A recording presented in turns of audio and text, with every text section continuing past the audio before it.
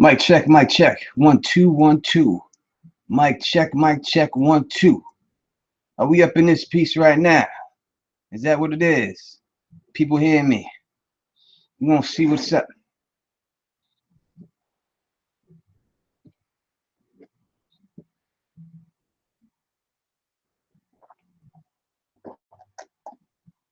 So would it be, my people? You know what it is, Don Tony Teflon, and I'm back at you another motherfucking one. And you know what I mean? Can y'all hear me? Are we good in the chat? Everything's all right? That's what's up. That's what's up. Now it's a little bit weird here. Hold on a second. I got to pause that. All right. It's weird here watching my lips moving and shit, you know what I mean, and everything else and doing all that shit. So as you can see, you know, we ain't in the normal position the way we do it. We in this the different live stream position. We gonna set this up like this, you know what I mean, so everybody could see it, you know what I mean, see how the dime looks from the side profile. You know what I'm saying? And as long as y'all can hear me and shit, then we gonna keep on, we gonna rock it like this. What up to all my people in the chat? What up to all my people around the world? What up to everyone who loves Teflon TV? You know, I got love for y'all too, you know what I mean? So real quick, let me give a shout out to the people in the chat that I see right there. My man AU Packmule, cheer! Alicia Kingston, cheer! Melissa Grayridge, Phoebe Gordon, Renee M, Irritak, Big E, Madden, Amber Chipman, my girl, you know what I mean? Plexi Brand, Patch Face, Broke Black Man, you know what I mean? What up to all y'all? You know, we gonna get more people here soon enough. So we only got like 42 people watching, but we just started. You know, and it usually gonna start rising and shit like that as soon as we get this shit popping. So I really have no motherfucking idea what we gonna talk about, you know what I mean? But we gonna talk about some Game of Thrones shit. So what you gotta do for me is, if you got a question, put that in the comment section.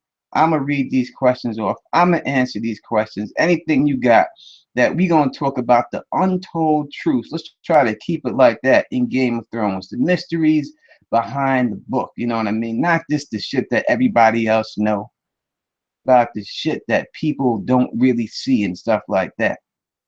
So please, whenever y'all are ready, I am here with you for you to answer that motherfucker and answer all questions. So just throw motherfucking the question up there in the chat. I am looking at the chat and I'm doing this, you know what I mean? And we're gonna get it popped. But before I do, there was a question I got in my last video I did for Robert Baratheon, why he should have lost the battle of the rebellion, and he, no doubt he should have. And the question I asked was, people asked me, they said, why do I think that it was Varys that tipped Robert Baratheon off when Varys is a Targaryen supporter? And I'm gonna tell you straight up, man. To me, that's pretty simple to me, so I'm gonna answer this like this. Varys is not a Targaryen supporter.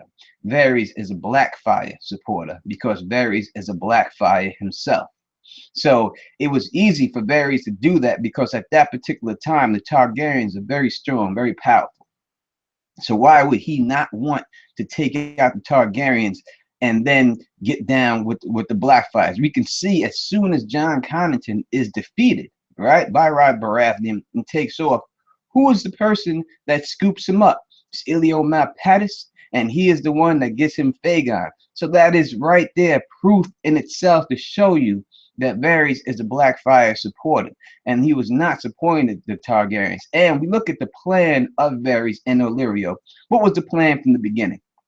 He had two Targaryens on his side. He had Dany and he had her brother, right?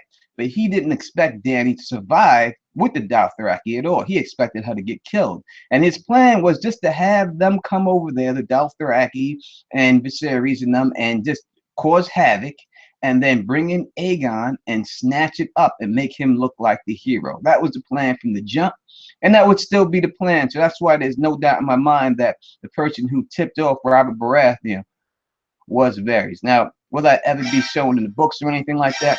I am not sure if it's ever going to go down like that, but there's no doubt in my mind that that is what happened.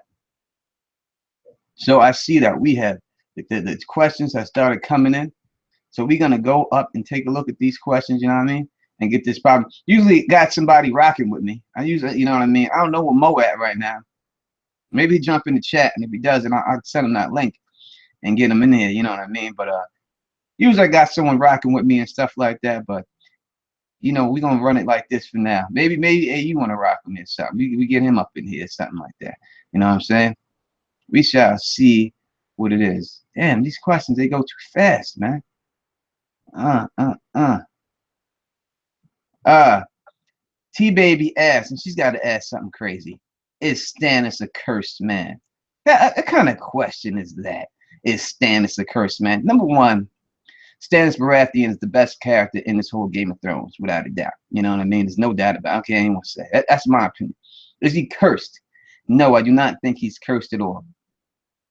Now I know that people want to say, he's a kinslayer. He killed his brother. Listen, man, let's look at the situation for what it was. And you know what? This dealing with this Stannis Baratheon thing, I know that Monero Geek TV had this whole big thing about Stannis Baratheon and how bad he was and everything else. So go check out her video that she did with Lisa Kingston if you want to know what I'm talking about. You know what I mean? But they was bashing Stannis, especially T was bashing Stannis up in the chat. But I'm here to tell you straight up. If you like Game of Thrones, how can't you like Stannis Baratheon? Everything that is in with Stannis' chapters, when you see him pop up, is the Game of Thrones. He's got the intrigue. He's got the magic. He's got everything that you deal with is in this motherfucker's chapters, right? So how can't you like this dude? You know what I mean? Number one, he had no choice but to do what he had to do to his brother. His brother threatened his life. This is a guy who was shitted on his whole fucking life for no reason. Not like he caused any of this shit. It just happened to him. You know what I mean? And I know people want to say that the whole middle child complex, and that is true. Middle child should be happening. But when you deal with the situation that Stannis Baratheon dealt with, you got to see it for what the fuck it is. You know what I mean? You got to look at this dude. First, his parents is killed, right? His parents get killed, and then they wash up this crazy looking thing. Patchface gets washed up on the sea. So then Stannis Baratheon, as soon as that happens, where's Robert Baratheon, the older brother? He gets sent right off to the Vale and gets out of there. Boom. So now Stannis is here to hold the weight as a middle child that now is thrusted in the position of ruling all of Storm's End, right? That's up to him. And now he's got this reminder and this little demon with bells in his hair that somehow survived this horrible storm. And now Stan's got to look at this thing every day of his life. It's a reminder of his parents getting killed. Now, you see this guy, he's like, why is this little fat little thing survive and my parents not survive? Not only did he have to deal with that situation, right? Then he's got his brother, Robert Baratheon, who goes, and when he gets married, goes and hits a chick on his wedding bed, which his wife says is going to curse him. And right after that, he has a child with grayscale, gets grayscale, right? So when that happens and stuff like that, it looks like Robert cursed him. What did he do to Robert? And then when Robert goes and he has his own rebellion because he feels like having one, Stannis is the one who fucking held the whole Storm's End down. And then when he had his second rebellion, it was Stannis Baratheon that defeated the Greyjoys. It was him that took the fleet and wiped out Vic and his brother. And then Robert goes with his little friends Ned. Oh, after Stannis done cleared the way and say, let me take the castle. Let me get this guy to bend the knee. After Stannis done did the whole shit, you know what I mean? And even before that, you know, when you look at Stannis Baratheon, he's given Dragonstone. You could say, oh, he was given Dragonstone because it was supposed to be the Targaryen seat for the next person. That's bullshit. He gave it to him as a slight because after Stannis Baratheon held Storm's End, Robert was like, no, go chase down them to the Targaryens. Go get them out of there. You know, just like that. And then when he goes out there and tries to get them up, they escape. So Robert gives him Dragonstone as a slight, as a reminder to what was a failure towards Robert, that he did not get the job for him. That is why he got that. No other reason than that. He didn't give it to him to try to do something nice to him. He did it to him for that reason and that reason alone. You know what I mean? So when you look at the character of Stannis Baratheon, you must really look at the whole character of him. So he gets in there. He defends his brother, even though he gets fucked up by his brother. He still supports his brother's claim. And then what happens? His younger brother tries to jump ship. And why does Renly all of a sudden think he can be king? Because he got a couple of friends? You need to wait your turn, son. You need to get in line. And Stannis even offered to make him his heir. I mean, what else can the guy do? But by doing that, then he's like, nah, brother, I'm coming to kill you in the morning. So now we have a guy who has all this army, and we have Stannis Baratheon with a little bit of army. So he has one choice in this situation. Melisandre offers him a way out and says, listen, you do this. And he doesn't really know what's going to happen. We don't see that he knows that. You know what I mean? And then she has a shadow baby. The shadow baby kills Renly, and it hurts him. You know what I mean? It hurts this dude. He thinks about it. You think he didn't want to kill his brother? It hurts him. He thinks about it all the time. Renly eating his peaches and everything else. It hurts him inside that he had to do that. It's nothing he wanted to do. He was forced to do that. You know what I mean? So that is really what Stannis Baratheon is to me. When I hear Stannis Baratheon and shit like that, seems like we moving up in the list. We got about 78 people watching right now. So what up? What up to all y'all people who out there? Everybody else, please hit that like button. What up to all my fam in the chat? You know what I mean? That's my take on Stannis Baratheon. Now, I'm no one Stannis Baratheon fan, so you could say I'm biased all you want, but I'm just saying, I just say the facts, man. I ain't here to say no bullshit. I'm here to say the facts, and that's it. Now, usually I have somebody holding down. What up to the great area? I see you up in there, girl. What's good with you? Go check out her channel. If you have not checked out her channel, she puts up some really good shit. You know what I mean? So, this question right here is from Plexi. From Plexi. We're going to keep it like that, right? Because I don't know how the rest goes. We're going to say Plexi, all right? You know what I'm saying? We're going to keep it like that. Plexi asks, Starks put swords over the graves and to keep departing consciousnesses in the crypts. Why would Starks not want to upload their consciousness to the Werewolf Network? That is a very good question. Now, do we know for a fact that the Starks understand that everything will flow inside the trees at the end when it's all said and done? I don't know for sure if they know that. Now, we know that they are practices of the old gods, but I don't know how much did the children actually tell them about the old gods. You know what I mean? All depends how much they know, because we never hear them say when someone dies, their spirit goes into the werewolf trees and yada, yada, yada. So we don't know if they know that for that reason. You know what I mean? It could just be something that it could just be something that they do as tradition themselves. And this is, by them doing that, it just prevents their souls from going into the werewolf net, but they don't realize that's what it's doing. You know what I mean? So it's most likely, when I look at it, it's probably a situation going down like that.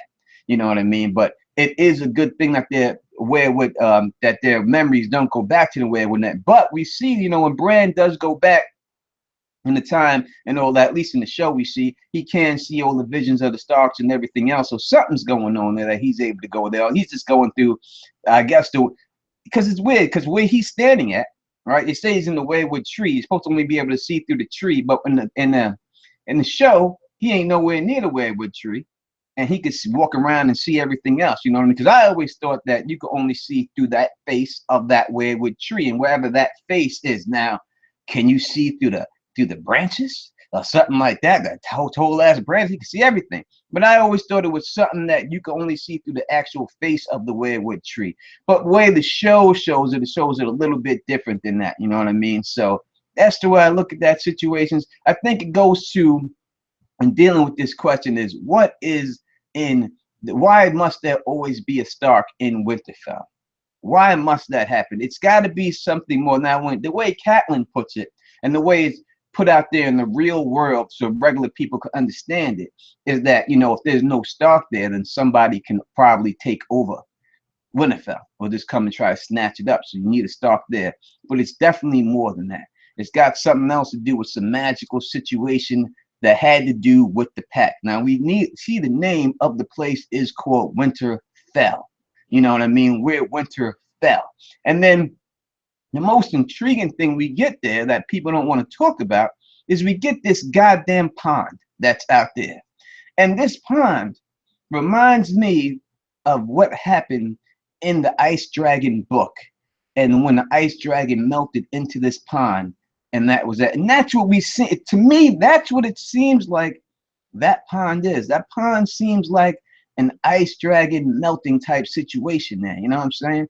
That's what it seems like to me from the story. So I would not be surprised if somehow an ice dragon is able to form out of that pond, or if there are eggs. Now we know that I think it's Veraxis went up there and left a clutch of dragon eggs in the Winterfell crypts. This is told in the World Book, right? So we know that not just one, not two, they said a clutch. So a clutch to me is like a yoke, you know what I mean? You yoking someone up. That's you grabbing someone up. So it's a lot of shit, you know what I mean? So there's more than one or two motherfuckers up in that piece. So I'm figuring there's a bunch of dragon eggs that were there, and they only need one. You know what I'm saying? And the people always say like the ice dragon is not enough time in the book or anything like that. The ice dragon gets bigger the colder it gets, so it doesn't need a lot of time.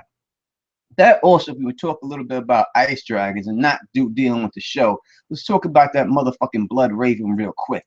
Now, Blood Raven, we know that when he went to the war, we know he got a dragon's egg, right? We know he has one from the Duncan egg tales. When he stopped the rebellion, he took that dragon's egg. So we know he's holding on to a dragon's egg. Now he's up at the wall right up there. So we know Blood Raven is holding on to a dragon's egg inside that goddamn weirwood tree. All right, he's got the dragon egg, and he also has Dark Sister. He's holding on to both of them shits. So why does he have that dragon egg there in that tree? That's a more interesting question to me. I know people are trying to say that Blood Raven is a victim and he just got caught up in the hustle and stuff like that. And that's a good theory, and people can think that all they want. But to me, this ain't no victim. The man's never been portrayed as a victim in any of the books you ever read. I know I've heard, I just see in the chat, people said before that because he has some dark magic, people could be afraid of him. And that is true, but there's just too much things surrounding this man to make me think that this cat is not evil. And we got Sierra Seastar, whose mom was bathing in fucking blood to stay young. All right, where are you getting this blood from that you bathing in? You know what I mean? He's dabbling in these magics with this chick, glamoring and all this stuff with her. And he's got the weirwood powers, the north power. So he's got both powers. He's got the fire god power, and he's got the fucking power of the fucking children of the forest and the fucking weirwood net. This guy caused the great spring sickness. He did that. And we know he did that because when it hit the heirs to the throne, when Duncan Egg happened to be in Dorne, and there were the people not to get affected. And just so happened, these are the people that he had come and take over the place. You know what I mean? So that's not a coincidence that they just happen to be out of town when that sickness hit and wiped off everybody else. That's why he's so upset. And that's what I'm trying to tell you, because when he killed that Blackfire, and he's the one who put Aegon on, he's the one who put him on the throne. The unlikely, and he wasn't supposed to be there. And the first thing that dude did when he put him up there was send him to the wall. So he's upset, like, yo, son, I got you on the throne. I stopped this Blackfire rebellion, and now you want to send me up here? Everything I did was for the realm. And the guy's like, no, you didn't. You did it for yourself. Get to the fucking wall. And he took the black and he bounced up there. That's the way I see this motherfucker. You know what I mean? And that's the way I see it, you know what I'm saying? So let me go down a little more. I'm still up here looking at the questions and stuff. So what is this? Broke Black Man says, hashtag fuff Stannis, he burnt his own daughter on the show. All right, Broke Black Man, let me tell you something, boss. I did a video about how I feel about this cat burning his daughter. All right, a huge video. You can watch it if you want. And believe me, I am 100% against him burning his daughter. But in all honesty, when I look at where he's at in the show, and I look at where his daughter is at, there is no possible way that he could burn his daughter. Impossible for it to happen. The man is snowed in the Crofters village right now. His daughter's up at the wall. There is no way it's going down like that in the books. Now, what we see in the show, the victory from Jon Snow, everyone's hero, right? That's Stannis's victory in the books. Stannis is the one that gets into that battle. Jon Snow is going to be in Ghost during this battle. He's not getting out of Ghost anytime soon. So this great battle for Winterfell that they gave to Kit Harington, because when you have a show, you gotta make the lead character the lead character. You can't have Stannis Baratheon take these victories because there's all the victories for Jon to get. So they got rid of Stannis, but know that that's his victory. So from the position that he's in, it's impossible for him to burn his daughter. He's nowhere around his daughter. He's not going to have to burn his daughter. He's fucking waist deep in snow. On the show, they had the snow hit his ankles, and all of a sudden he got to burn his daughter, which is some bullshit. And now we know that Dan and Dave said they don't even like the character of Stannis from the books. They have come out publicly and said this. So we know that he did that, or they did that on purpose just to fuck the character. That's the bottom motherfucking line. So you can't go at the way, look at Stannis the same way in the books as you look at him in the show. If you want to look at him like that, then give him that victory for beating Winterfell. Give him all them props, because that's what he's going to do in the books. Because there's no doubt in my mind he wins that battle. I can't see how he can lose that battle. It's impossible. First, we see him light the tower with the fire. So now we know we have the beacon light there. That's all we can see. We know the Freys are coming first, and then the Manderleys behind them. And then after that, we have the Bolton forces. So we have the two lakes on either side of Stannis Baratheon. When Theon looks at him, he says, "What are you doing in this much-begotten tower? How are you going to stop them? You have no natural defenses." The first, right after that, the next thing out of Stannis' mouth is "yet." Right? So now we look at the lakes outside, and it says in the books that people have been fishing those lakes so much that it looks like Swiss cheese. He knows these people are coming. It just so happens that those lakes, if you're looking at the fire and the snow and that's all you can see, you're going to lead yourself right into these lakes. So we're going to see the Frey army, fully clad in armor, run their ass right into the lakes and get killed. When that happens, you will have the Manderleys right behind them, mop up anything left, and that will leave the Bolton forces there to be defeated by them. After we see that go down, we will then see people hit me on Facebook with the Donald Trump shit.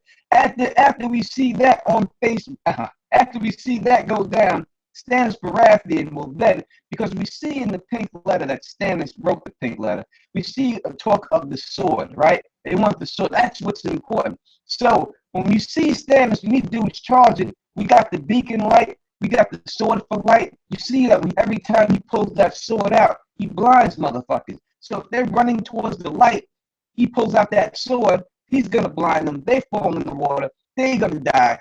Then they're going to take those people's armor, and they're going to fake Stannis Baratheon's death.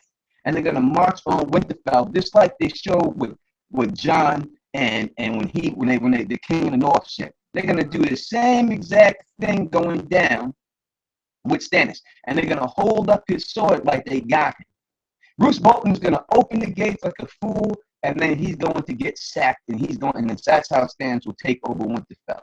It's going down just like that. Quote the Don, we pull the strings. I guarantee you that. That's how he's winning the Battle of Ice, and that's what's going to go down. And that's how he's going to take Winterfell back. It's going down, man. Trust me on this. That's the way it goes. So, we're going to go down. So, Mr. I'm a broke black man. You got to get up on that Stannis Baratheon stuff before you try to come out there talking about my boy like that, brother. You know what I mean? You know what I mean? But we share the same common person in Cersei, so we gonna keep that right there. You know what I mean? So let's go down to some more questions over here. Let's see.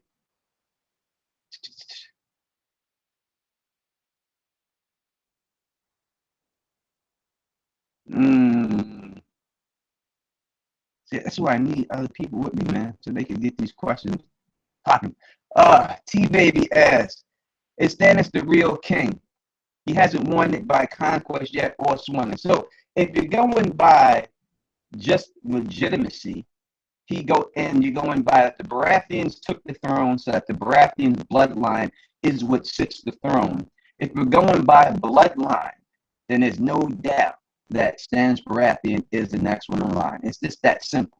But what really a better question, not a better question, but I can tell you about that is that it should be, in all honesty, the Blackfires are the true. If you want to go, the Blackfires are the kings of Westeros. That's the bottom line. It's not the Targaryens at all. It's definitely the Blackfires. Should be, because the bottom line is this: when the king legitimizes you, it's all said and done. That's it. You're legitimate. That means it goes to the oldest person in the family. Oldest person in the family is the Blackfire. The Blackfire line are the ones who should sit the throne when it came down to that before the conquest come. You know what I mean? So that's the way it is. All right. All right, let me see if I'm gonna try to add my man Mo Genie right now. So I have someone to help the brother out here. But I gotta pull up a couple of boxes and stuff like that and do all this and that. So hold on 1 second. Because Mo, I gotta send him the link in Facebook. I can't even send the link in the regular thing. You gotta make it difficult for me. Let me get him up over here real quick. 1 second, my people. 1 second.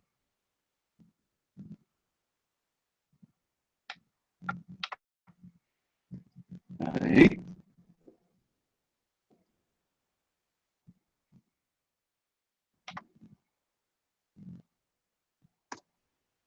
All right. That's cool. Got that taken care. All right, let me put that back the way it was. Let me put this back the way it was so I can see the chat again. Let me close that out right there. Put this right here. All right. There. So now I'm going to come down at the bottom of the chat right now and stuff like that. Before I was all over the place and stuff. So I'm at the bottom. You know, we drinking, baby. We drinking. We 101 deep up in this piece. You know what I mean? 101 deep. What up to all my people in the chat? Why my man come up in this piece? Because it's hard. Oh, stop laughing hard. You are very worthy and stuff like that. We talking about too small time. That's not true. Anyway, as I always, that's not true at all. Number one is like this. So I'm gonna answer this question real because people have asked me this, and I didn't think it was really a big deal. But I'm gonna answer it truthfully. Now, people have told me before, like, Tony Teflon and Don, why don't you show your subscription count? All right? I'm going to tell you the true story why I don't show my subscribers. It is because with a female YouTuber, I'm not going to say her name, all right, because I don't know if she wants me to. What is this? No, this is not the way it's supposed to. Why is it sending me this? Mo hit me on the wrong thing. I gave him the right one. He hit me on the wrong thing. I'm in a competition with a female YouTuber to reach a certain amount. You know what I mean? So whoever hits that subscriber point first will show. Now it goes until the end of this season of Game of Thrones. So as soon as I win this competition or she wins this competition, whatever, I will definitely then come in and I'll put my subscriber count right back on. But that is the reason why. So you should help me out so I can get this stuff like that. But if you check her page, just go look, you'll see that her subscriber count is not shown either. Let me get back to that question of the Lord of the Last Heart. Tony Toka asked, "You're not too small to be on my channel." Never that, brother. I ain't like that. I've never been like that. When I do my pre-show of Game of Thrones, you are definitely invited to come on there. In fact, anyone who has a YouTube channel, as I said, from 1 subscriber to 100,000 subscribers, when the pre-game show comes back on, you are definitely allowed to be on that show. I appreciate anyone that even wants to be on that show, and I will put you all on that show. So, you know what I mean? It's definitely rock. You could definitely rock with me on that all day and stuff. So I don't know what happened with Mo Genie. He hit me on my cell phone and stuff. And I don't know why. Hold on. You got it. I don't know why it wasn't like that. But all right, man. You know what I mean? I was, oh shit, the Ross. Are you crazy? They was always been lost. I would have been lost that one. You know what I mean? It would have been done deal and stuff like that. All right, here we go. This is a question right here from Kirk Ultima. He says, "Does Blood Raven still care about the Black Fires? What do you think? What do you think he thinks about Varys and Illyria?" That's a very good question. Of course, he cares about the Black Fire. That's just my whole situation with Blood Raven is this. I believe that he is in an Atlas Stone type situation.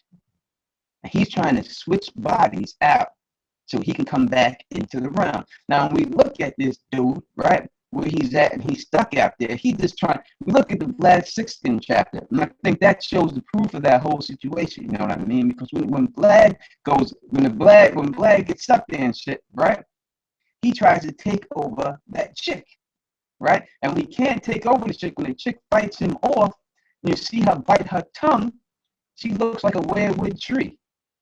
And I think that is the situation that we're trying to see what Blood Raven trying to do. Now, he said before that if he was just to take a regular body, here, Vlad said he wouldn't be able to keep his powers. And that's why he didn't really want to do it. So I think Blood Raven is trying to find someone that he can still have his powers when he does it. He doesn't want to give up his fucking powers, you know what I mean? So there's two people he can do it to. He can have Bran and keep his powers, or he could have Jon Snow. And Jon Snow just happens to be the same exact bloodline that he has, North and Targaryen lines. Jon Snow is a powerful warrior. And then we hear Vlad say, when he sees Jon, when he's like, I should have took that direwolf from him because that's a second life fit for a king. You know what I mean? Was supposed to be king, but proof that someone wanted to take something from him. So when you look at that situation, I think that is what Blood Raven is eventually after, trying to get somebody else, trying to walk into someone to get himself out of that tree and then do it like that. I think that's his whole situation with that, you know what I'm saying? So that's what I believe his ultimate end game is. He just wants to get out and go into somebody else, switch positions, and put them in that motherfucking tree and leave them there so he can get back out and see what's good, because it depends what you think Melisandre is. Is Melisandre his daughter? Is Melisandre his lover? What is she? You know what I mean? He's trying to get back out to her. He's trying to figure it out how that goes down. You know what I'm saying? Because that lady doesn't have the ability to do no walking. So all she could do is glamour herself. And that's it. You know what I mean? That's all she could do. I told cats that chick was fucking 500 years old. People laughed at me. Laughed at me when I said it. Ain't laughing now, are you? Ain't laughing now, motherfucker. So we gonna go to the next question and all that. This chat is flying. What up to my man Nolan Ryan? What up, baby? What up to you, Ryan? What up to Derek Brock? What up to Souls? To Souls. We're gonna keep it with Souls. I ain't gonna go with the whole thing there. What up to Fantasy Scrub? What up to all that people? You know what I mean? And that's what it is. Derek Parsons. So we're gonna go to the next question and stuff like that. You know, look, the bottom line is people don't want to listen to what I got to say. In the end, you're gonna see that the stuff I'm saying is right. That's just the way it's going down. So we searching. There's a bunch of questions, but it's going fast. This is from my man Jamie Sneed. What up, brother? How you doing, man? What up? I hope you after you watched that fight, that Triple G fight. I hope you watched that. All right. Do you think the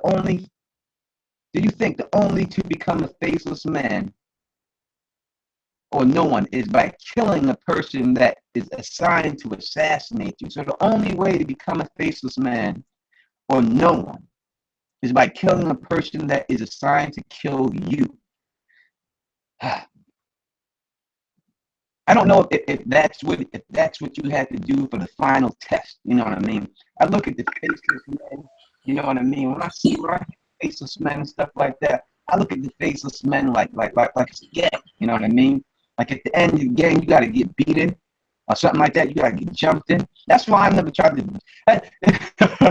Funny story is, That's the way it was like back in the day with all the 5%ers. I don't know if y'all know what 5%ers are. These guys, 5%ers go around and you gotta know your mathematics, and they always try to get you like, oh, yo, you wanna join? You gotta learn your mathematics. And then you don't know your mathematics for the day, they fuck you up. And I used to, man, this is just an excuse to beat somebody up for no reason. Y'all don't give a fuck. Yo, what's happening, Chief? What up? But that's the way I feel about them shits, you know what I mean? So it could be a situation like that, you know what I'm saying? How was everything, Mo? What's good with you, baby? Yo, man, been chilling. Sorry if I look like Tyrone Biggums right now. I'm on my Tyrone Biggums tip right now. It's 9:40. You know what I'm saying? It's 9:40 on a school night, folks. We got work tomorrow. You feel me? Now you got that dead president's hat going on there, baby. We out here looking like Tyrone Biggums. Where's that stuff at, man? You know, the King of the North is in the building, baby. King of the North is in the motherfucking building, man. What up to the 109 people watching on this improv this show up, blow up type situation? That's how we do, baby. That's what it is. And now I got my man Mo with me, you know, and then you know it's about to go down. Because I can't be reading all these questions in the chat. Mo got to hold that down, son. I'm drinking here, man. I'm drinking this shit. You know what I'm saying? I got to focus on what I can't be doing everything at the same time. I got you. I'm gonna pull up as many questions as I can. You just do your thing, bro. I got you. That's what's up. So I'm gonna answer this one boxing question real quick about the Triple G Danny Jacobs fight, and asking me did Danny Jacobs before real quick. Did Danny Jacobs get robbed in that fight? He definitely. I'll put it like this: he definitely got robbed in the fight. He definitely won the fight, without a doubt. He definitely won the fight. Was it a highway robbery like I've seen? No. It's his own fault because he could have made that fight to the point where it was no question about it. But I think the corner was giving him bad advice. And I think, because I really think he could have stopped Triple G if he would have put the pressure on him, but he didn't. So he definitely won the fight, but it wasn't a situation like that. What's going on? Who did static on the mic? Not me, right? I think that was you the static on the mic at that time. Or maybe I had to go to my headphones now that you on it. That joke seems like it might be the Don Tony Teflon, but you know, all you got to do is maneuver like a cougar. We be back on in 2 seconds. Ah man, everything was right. Is it fucking up right now? Is it all right? It's pulling the RoboCop right now. Am I really? Yeah, but you know, it always goes away after a couple seconds. It's probably like the Wi-Fi or something. It was good before you came up in this piece, son, and then all of a sudden, maybe it's just it might be me. I don't know. I'm putting my phone away right now. I need to get the phones out the way. Need to get everything out the way right now. It could be. Before I had the volume up really loud and stuff like that. You know what I mean? And then I maybe if I turn the volume down on it, it break away. Maybe I got always to have. Can't stream people. Maybe that's what it is. It might be static before you even came out here, son. It was static enough. I don't know, man. These streams, man, it just be fucking with me sometimes, man. It just comes on and comes off, I guess. I don't know. I don't really think it. Let me try to reset my. It ain't you. It's got to be me, son. There's no doubt about it. You sound fine and stuff like that. You know what I mean? It must be me and stuff like that. T-Baby's crazy, saying it only happens when I talk about Sting. You know what I mean? I'm not even gonna do it. I'm not even gonna touch it, man. I'm just gonna leave it right now because it's just I'm not even gonna do anything about it. As long as you can hear what I'm saying, understand what I'm saying, I'm not even gonna care about it. I may just delete this shit after it's done anyway. After I get it popping, after I do it, and then just keep it moving like that. Whatever. Be still rocking. Hold on 1 second.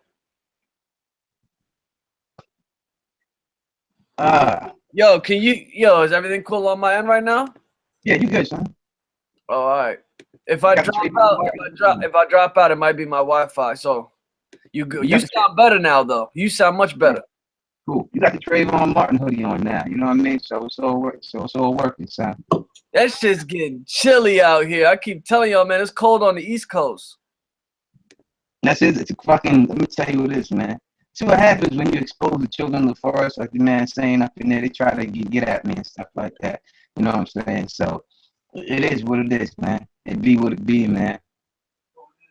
Armor Gang Brewery. As I told you, I ain't far from that place, but I already talked to the people in Armor Gang Brewery, and they said that I could do a tour up in that motherfucker. So I'm gonna do a tour. I'm gonna take the whole shit, the whole tour of the brewery, taste all they shit. You know what I mean? Go out throughout the brewery and all that good shit. So expect that video as soon as it gets warm and the snow stops, so I can drive the fuck up there. Cause I ain't driving up there in these back roads. The only way to get there is through the back roads, and these roads is beat right now with the snow. So once that shit clear out, then I'm gonna be up in there and I'm gonna get that video for y'all.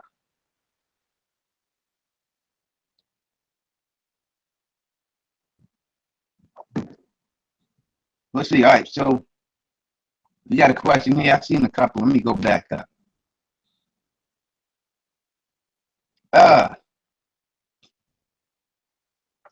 This is from Nina, my girl Nina the Hitter, and she's saying, do you think they should do a spin-off based on the Summer Islands? Do I think they should? Fuck yeah. I 100% think they should. Will they do it? Hell no. I don't think they will. I don't think they would get the viewers they would get if they had this a straight Summer Island show. It would be hard for them just to have all the main cast of black people on there. I don't know if it would get that as many views as it should. You know what I mean?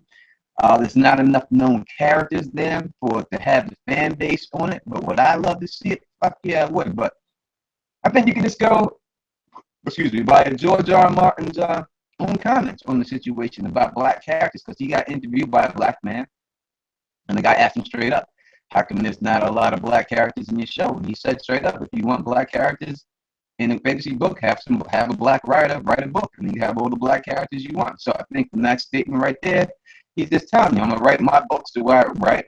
I'm basing them on England history and stuff like that, and that's the way I'm gonna do it. It's his prerogative. It doesn't make him any way, but the way he wants to do, he has the right to do what he wants or write about what he wants. I don't hold it against him or nothing like that. And I enjoy the books for what it is. You know what I mean? Would I like to see a couple of extra black people in there doing a little bit better in there? Of course I would. You know what I mean? But everyone wants someone they can relate to and stuff like that. But it is what it is. I enjoy it for what it is, and I don't really stress it or think about it or anything else like that. I've seen people go crazy that they made Zara Doxos black, and then they made Uriel Hotop black. I wish they didn't make him black the way they made him go out. They're gonna make him go out like that. He gets stabbed that quick in the back and look like he's got constipation. They didn't have to make him black. They could have kept that guy right there. You know what I'm saying? They could have let that go on that one. But yeah, I would love to see the Summer Island situation jump off like that, but I don't think we're gonna get anything like that. Kevin Cleary asks, will Jamie end up being just as good, if not better, with the sword in his left hand? I don't think so. That's a Corin half hand type situation. I don't know if Jamie's got it in him to do that. I just think that why wouldn't they just make a holster for the sword on the right hand?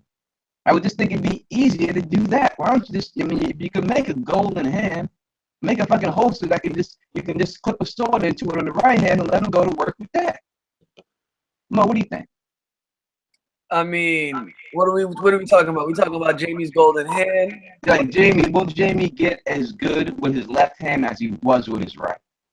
Never. It's like basketball. You take a jump shot, you try to do it with your left, it ain't happening because you're used to your right. It's everything. I mean, your brain is rewired in a certain way. You learn something for 33 years with your right hand. You're trying to learn something new with your left hand for just a couple of years. It don't matter. It's just that's how the brain is. You will never meet a good person with their left hand as good as their right unless they grew up that way. They were born with both hands. I forgot what the word is. Dexterous. Yeah. Ambidextrous. Ambidextrous, whatever that is. I used to know dudes that could shoot a jump shot with both hands. Both left hand, right hand. That's hard. I can do it. My left hand. It's not as good as my right, but I break dudes with my left hand all day. So yeah, but Cord Halfhand, we see that in the books that situation happened to him, and he got better with his left hand than he was with his right. So I guess that's why most people think that Jamie may be able to pull it out. But as I said, I just think, why don't they just put a motherfucking a hinge on that right hand and just connect the sword to it, like a Captain Hook type situation with the sword? Why don't they just run that? You know what, man? You know what I'm always thinking about? If they had guns back then and they just put a gun in Jamie's hand, he would be so golden. But it's a sword. When you fucking with swords, you gotta make the hand right. You know what I mean? You gotta make that hand grip it, with a trigger finger. I don't think you had that much trouble with a trigger finger, Teflon. Nah. If there was gaps, you think that eventually they will show gunpowder? You think that's how they're gonna mace this plot to kill these dragons? Will be some type of gunpowder situation, and they shoot a slug at it or something? Yo, you know how crazy that shit is? I was just watching something on National Geographic. I don't know if y'all seen this. They got this whole special thing on National Geographic this week on television. It's called Origins. And they was talking about how the Chinese, back in like 3,000 years ago, how they invented gunpowder for their fireworks. You know how the Chinese invented fireworks? Mm-hmm. All they did was put a spear on the end of a firework and shoot that shit off and kill the Mongols with it, man. They did that. That's how the first guns was invented. I've seen shit like in the Deadliest Warrior, and they had them up there, and it was called like a bee's hive, and they would put them in there, and they would light it, and they would shoot out, and it would shoot like 12, 13 of arrows at one time. You know what I mean? Yeah. And I think it's a situation like that. You know what I'm saying? So maybe we'll see it. I hope we don't see it. I'd rather just keep it the way it is. You know what I mean? I hope we don't see no gunpowder or anything like that in this. But it's quite possible that we will. Have we seen fireworks on the show? Anything that looks like fireworks in Game of Thrones? Not yet. No, not yet. But the Maesters got something going on, and they may be able to have it. You know what I'm saying? Oh man, the only thing the Maesters focusing on is stopping them dragons. That could be the way to stop the dragon. Go ahead. What? That could be the way to stop the dragon. Exactly. So that's the maneuver. The fucking Maesters only care about one thing and one thing only. And funny thing is, that's the faceless men's maneuver. So the faceless men and the motherfucking Maesters could be on two maneuvers at the same damn time, and they don't even know that each other is doing the same task. Wouldn't that be sick if both the Maesters and the faceless men both trying to stop the dragons, but they don't know that the other one's trying to do it? Yeah, the faceless men, I no doubt their plan is to stop the dragon. There's no doubt that they want to blow them up because they are the slaves, and they know what happens when dragons come back and they take over shit. They ain't having that shit. They escaped the Valyrian. They know what it was like out there to suffer in the mines and shit. But they're not having that again. They're not trying to let the world get back to that. You know what I mean? So, they're not trying to have Targaryens rule. Nolan Ryan, I would love to answer this question. I don't know if I can answer that question because I don't know if that's considered considered some type of spoiler for next season. So that's the only reason why I'm not answering it right now. But maybe before the night's over, we talk a little bit more about that and stuff. What up to Charles Wilson? What up to Kevin Brown? What up to all you people out here in the chat? We got 105 watching right now on the Humble. I appreciate that. What up to Derek Brock? Mo, you see any questions in there that we could answer for him? Not really questions, but I see a lot of people bringing up mentions of dragons. Daryl Gulch just said, seems like most dragons die by another dragon in this story, that they don't die from people killing dragons. I mean, in Dance of Dragons, some of the dragons died by Targaryen deaths. You know what I mean? So they don't always die by other dragons. Yeah, true. Derek Brock asked, do you think we will get a closer look inside the Land's Always Winter in the book or the show? Wow. I mean, we have to. Shout out to LT Giles my main man, LT Giles, dude pulled up a fucking hammer.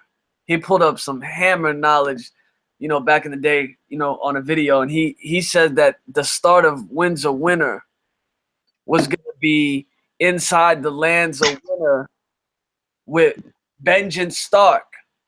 Benjen Stark as a prisoner of the Night's King in the ice cell in the lands of winter. That's the only fucking theory I've ever heard that could have a possibility of showing us the lands are always winter. That would be sick. Shout out to my man LT Giles on that one. Shout out to LT Giles. And Don Tony Teflon has also said that Benjen Stark is hiding out in the lands always winter. I did that in the video where is Benjen Stark back in the day. So yes, I also believe that Benjen Stark is out there because it says that he knows the haunted forest better than anybody. So the fact that that was the last place he was seen in the haunted forest is connected to the lands of always winter. There's no doubt that he has to be over there in the lands of always winter. Now, was he going to be a prisoner there? I never said that. I just said he was going to be up in there. So LT definitely get the points on that one. You know what I mean? LT, man, don't sleep on that cat, man. I know he'd be on his cell phone doing the walk-by game with their own videos. And people don't think he know what he's saying, but the man know what he's saying, man. Trust me, that man's knowledge is vast. Vast, deep, man. It's deep. I mean, it's deep. I mean, I shout out to Teflon because Teflon hit that one too, man. The lands of winter is tough, man. The lands of winter is tough. We got like 1 million questions hitting right now in the chat, so we can't stay on every question as long as we would love to. You know what I'm saying? But we will talk about the lands always winter. You want to get the next question? I see Plexi Bertrand with one up here. Do you think you're on? Oh, damn, it just went up on me. Hold up. If you can see it, hit it for me. I see it a lot, man. It's all going down, you know what I mean? This joint is going fast. Damn it. Come on, Moji. Get your game up. Real quick, what up to the Indie Sports Car Podcast? Larry Don Willie was up on their show. You know what I mean? He talked to me about doing some podcasts. He didn't say exactly which one it was, but I guess it's y'all podcast. So please check out Don Willie on the Indie Sports Car Podcast show. You know what I mean? And that's my brother right there, you know? So definitely check him out, man. Y'all better be ready too, because me and Teflon got a serious type diesel podcast coming out for y'all soon. It's going to be a whole bunch of things. It's not going to just be Thrones talk. It's going to be everything. It's going to be a huge maneuver. Yeah, there's no doubt about it. We're going to talk about it all. We're talking hip-hop music. We're talking news. We're talking it all. So we bringing it in there. So definitely check that out when that comes out and stuff like that. We're definitely doing that. You know what I'm saying? But, yeah, check out my man Don Willie on Indie Sports Car Podcast Radio. Check that out. And check out the Radio Westeros just dropped a new one out there. So check them out too. They're my people, you know what I mean? Your boy Lady Gwen with the voice. Check them out, you know what I'm saying, and all that. Okay, I just got back up to the questions. Plexi Bertrand asked, do you think Euron really went to Valyria? Yes, I do think he went to Valyria. Why not? He's got this armor. He's got everything else. Why wouldn't else that cat have gone there? I mean, I don't think he's a liar, like people are saying, you know what I mean? He's got no reason to lie. What does he gain by saying that? You know what I'm saying? So I don't see him that he's a liar at all and stuff like that. You know what I'm saying at all. Real quick, Kevin Brown, I said this early in the podcast. I said this earlier, I'm going to say it again. Triple D did not win that fight. He did not win the fight. Daniel Jacobs won that fight. I think he won it clearly. I think he won it easily, but I think it's his own fault that he made it so close. I think he could have blew him out if he really wanted to. All right, go back to Game of Thrones. Yeah, I'm with you on that. There's no reason Euron's got to lie. I mean, the dude, was diabolical. If he's the evil cat and he's the evil genius, he doesn't need to lie. I mean, if he has a trump card, I always felt like Euron would play the trump card at any point. And that's going to either be the Valyrian steel armor, that's going to be having a sword, whatever. Ain't nobody made that armor for him special. He had to find that armor intact. The only place he could find that armor is in Valyria. So he had to go down there and grab that up. You know what I mean? And you can check out the video I did, Jon Snow's armor. And I say this right there. There's a reason why that armor is black and red. There's a reason why that just happened to come back black and red. You know what I mean? Because Jon Snow was gonna put that. Jon Snow kill everybody. You know what I mean? And he gonna kill your arm. He gonna snatch that armor from him because you can't fight these White Walkers without something like that. You need something, some type of protection. You know what I'm saying? And that's the only reason they bringing that into play is for Jon Snow to have that for some protection when it's all said and done. You know what I mean? So definitely, go ahead. Yeah, even like the loneliest White Walker can touch you and turn you into a white. You know what I mean? He doesn't even need to be the Night's King. It doesn't even need to be a White Walker general. It could just be a normal, bottom of the mill White Walker that just touch you, bow, and then you're turning into a White Walker. So, or a white. So Jon has to have some sort of armor, 110. And you said that like 10 years ago. Yeah, man. Yeah, man. You know what? It's like when I made the Cersei video, the wins the winner prediction video. Right, you know, and people don't listen to Don ain't trying to toot the horn or nothing like that. We're just talking about this, so that's it. When I did the wins, how the wins and winner will end in all that video. Now I said that Cersei would win the trial by combat. I said that Cersei would name Qyburn her hand of the queen. Boom, boom, it happens. I said that Euron was hooked up with Cersei. And I swear to you, Mo, when I said that shit, people was laughing at me, telling me that shit would never happen. It was never going to go down. I don't know what the fuck I'm talking about. This, that, and the other thing. And then all of a sudden, since last year, everyone doesn't seem to come around. Now, this thing hasn't even happened yet. It ain't even gold guaranteed it's still going to happen. You know what I mean? You're seeing that people are starting to come around and see what it be, you know what I mean, and stuff like that. So anyone, just go check out that video, man. If you want to believe that, because when I had said that, it wasn't no type of hint of it going down. You know what I'm saying? And it just happened to break that way, and that's just what it is. But there was no hint of it. There was no nothing of it, and there was no Forsaken chapter. There was nothing. This is back in the day. You know what I'm saying? Yeah, like there's like a million questions in this chat, and we are trying to get to all of them. All right, let's do the questions. No more. We're gonna listen, Mochi, baby. You goddamn right. I got a video for everything because I've been on this game for a long time. I got like 200 videos, man. But a lot of them videos are like Game of Thrones video. I've been reviewing Game of Thrones since like season 3. And when I was reviewing Game of Thrones back then, there was no one really doing that shit. You know what I mean? Back then, there was only people like doing out. You know, there was only me and like 3 other people doing it. Then all of a sudden, people started seeing you can get views doing that shit, and everyone just started doing reviews and everything else and jumping off. I remember I just used to watch 3 people like over 4 years ago, and it was just Tony Teflon, James Johnson, James of Thrones, and freaking one more that I can't even remember right now. But that was just like the rotation, and the rotation was strong because all 3 of y'all had James and his mom's videos were so wild and deep. You could fucking write a story about their videos. And your shit was like. Your shit was like the one-hitter quitter Jones, just like bow, bow, bow, bow, bow, bow.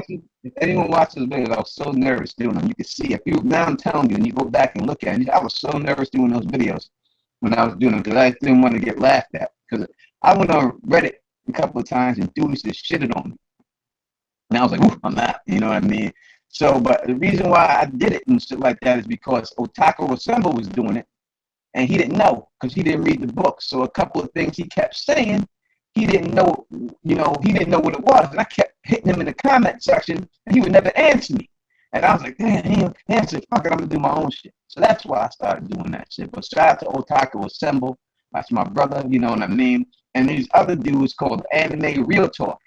and they had like animations and shit of themselves there. And I wanted to be on that show so fucking bad. And I think they stopped doing it. So I was like, I just want to be an anime real talk. I just want to make them make an anime of me out there talking and shit. And that's why I really started trying to jump this shit off like that. You know what I mean? And stuff like that. And that's what it is, you know. Back when like it was like maybe like 3 or 4 YouTube channels doing this shit, I considered that like the wild, wild west of this shit. Back then, like you was like the wild Bill Hickok of this shit. James Johnson and his mom was like fucking, you know, Auntie Ann or whatever the fuck they call that woman. Who is that woman with the shotgun? Annie Oakley. Yeah. Annie fucking Oakley and James Johnson was like fucking, you know what I mean, them dudes from Tombstone, you know what I mean, like Doc Holliday and shit. That was I gotta be Doc. Wait a second. I don't want to be Wild Bill. He got smoked. Wait a second. We talking devil. I got to be Doc Holliday. If we got anyone's gonna be Doc Holliday, you got to give me that. I'm your Huckleberry, baby. I'm your Huckleberry. That got to be me. I got to take that though. Make that other motherfucker Wild Bill. For real. That shit was like the Wild West of Game of Thrones. Now it's like a fucking industrial revolution happened.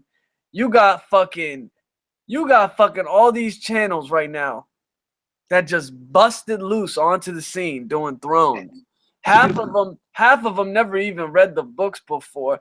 The other half are just taking material from Reddit and rehashing it and just doing videos off of that shit. This is not a break of lie. We listen. We show love to all the channels, everyone who got up in there, and I'm happy that they got up there and they doing their thing. We ain't gonna hit them up.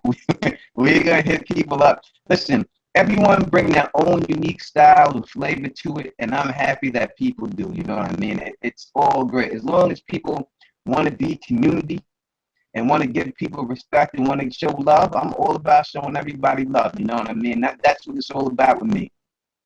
I got into this just to make some friends, man. That's all I want to do is be friends with people. I don't want beef with no one. Listen, man, I've had beef, man, real beef in my life. You know what I'm saying? Beef like that, son. You know what I mean? Real beef. That joint is like the industrial revolution right now. Like if if there was ever a time to watch Thrones videos, it's right now. You can get whatever, you can go learn whatever you want right now. You even got HBO. You even got HBO dropping the history and lore videos now. You know what I mean? It's like everybody's eating off Thrones right now. Yeah, and that's why you got to give love to George R. R. Martin straight up. You know what I mean? Because it's just like Chris Rock said, wealthy. Like he's wealthy. When you got wealth, that means other people can make money off of you. And anyone who has a YouTube channel or anything about this is making money off of George R. R. Martin's back. So that's how wealthy that man is. You know what I mean? And he can make all of us some dough. And I give love to that motherfucker straight up and everything else. You know what I'm saying? And all that situation and stuff like that. I give love to George R. R. Martin. I give love to him for creating the book series that we can all. Because listen, man, when we look at these people, when I look at people, we're going to get back to the questions right after I do this real quick. But listen, man, when I look at the people in the chat, when I look at the people that I've met, you know, I look at LaDonna, lawyer, James Johnson, lawyer. I look at Nico, astrophysicist. These are people that, in all honesty, I would never have gotten the opportunity to talk with unless I hired them to defend me. You know what I'm saying? But instead, I get to talk to them on the same level about something. You know what I'm saying? That they most likely probably will never even have been able to talk to a brother about that. You know what I mean? So I just think that when you can bring people together, you know what I mean? And that's what this book has done for me. And that's what I'm trying to keep it as. And that's what I would like it to be as. You know what I'm saying? So I know in the past, you know, it is what it is. I had with people and stuff like that. Definitely. I'm all about letting bygones be what they was and just moving forward. You know what I'm saying? Because I'm trying to just be what it is. You know what I mean? I just want to keep it where it go. And that's it. You know what I mean? Shout out to Daryl Galt in the chat, because Daryl Galt just said it is the golden age of Thrones right now on YouTube, and it really is. There used to be a Bronze Age, then there was the motherfucking whatever the age is in between the bronze and the gold. I mean, whatever it was. It's eluding me right now. I don't know why. I was in the dark ages, son, when there was just no one in the trenches but me and the history of Westeros. It is definitely the golden age right now. There's just so many channels. You could just, I mean, and that's the truth. It's all off the back of George R. R. Martin. Without this book is so deep. There ain't nothing like it, folks. I mean, there ain't. It's just not. What up to my man JD the Dragon just joined us out here. We got to 119 people up in the chat. What up to the ladies man, Sir LT Giles on his lunch break and checking in and shit, you know what I mean? What up to Visenya? What up to man Charlie Wilson? What up to Dan Knox? I see you out there. I see all y'all. What up to my girl AK? You know what I mean? Holding down the chat, making sure cats don't get out of line. You know what I'm saying? I appreciate that. There was a question someone asked, would I do something with Red Team Review if I would get on a podcast with Red Team Review? In all honesty, I don't think that my quality of my videos and my work is up to par probably to be on something like that. So I don't think that he would allow me to be on something like that with him. So it would be a situation mostly like that. But, we're going to keep doing what we do. And hopefully one day that I get the quality up to that level where, people like that and people channels like that want to work with a brother or something like that. But that's the way I feel about that situation. I know we got a lot of questions. Mo, you had these questions on Smash. You had these questions up there. We got like 1,000,001 questions right now. I'm trying to keep up, but I'm gonna do what I'm gonna do my best. But I'm gonna have to skip the line and I'm gonna have to jump out there first. I gotta ask my question because if I don't ask it now, I'll probably forget. All right. Teflon TV.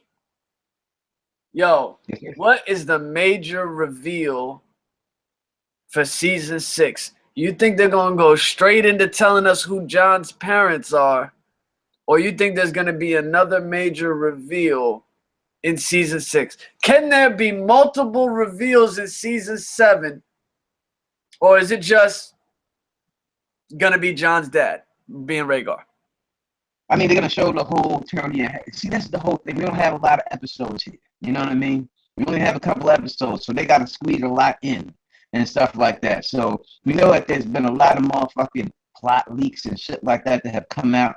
And I have seen a lot of these plot leaks, so I'm not going to try to front and act like I didn't see them and act like I'm trying to reveal something that has been in the plot leak. That's not how the town gets down.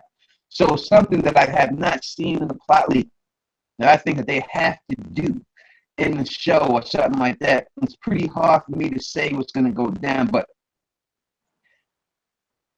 I think that there's going to be a death within the Starks that has to go down. I think one of these Stark people that are there, someone's got to die. Oh! Someone's got to die. Someone's got to go. I hate to say it. I really do. I love Arya Stark. I do so much. Some of these Starks got to go. It ain't all gonna be love and games for them. You know what I'm saying? This shit's sick because if they just start killing Starks again, I definitely will leave this show. Someone's got to go, brother. I'm telling you, one of these Starks has got to go, and it ain't gonna be Jon Snow. So we got 3 people: Bran, we got Sansa, and we got Arya. Someone's got to go. And I really think I can see Arya in the show sacrificing her life for her sister. I can see it going down. That'd be wild. That'd be wild. I can really see it going down. I gotta take this phone call real quick. Give me 2 seconds. Right. All right. The Don Tony Teflon, I'm gonna hold down this while Mo's doing that. You know what I'm saying? But yeah, you know what I mean? I gave you the prediction that she's gonna take over Dawn. I gave you all that and everything else in my video. And I really believe that's how it's gonna go down when we talking about the books. But in the show, for the show reasons, when I look at the part that Sansa has to play, and I look at the part that I'll send you that in a second, Kraken. I'll get you on here. I'm nervous to get you on here, and then all of a sudden it start fucking up like the bandwidth or something like that. But we gonna give it a shot. But when I look at the part that I think Sansa has to play, And I look at the part that I think that Arya has to play. From the book's perspective, I think that it's more important that Sansa stay alive in the show than Arya stay alive in the show. I don't know if they're going to have Sansa go through being raped, go through all that stuff up, everything she's been through, and then kill her the next episode, the next season. I don't know if it's possible for it to go down like that for her, if it's anything like that. You know what I mean?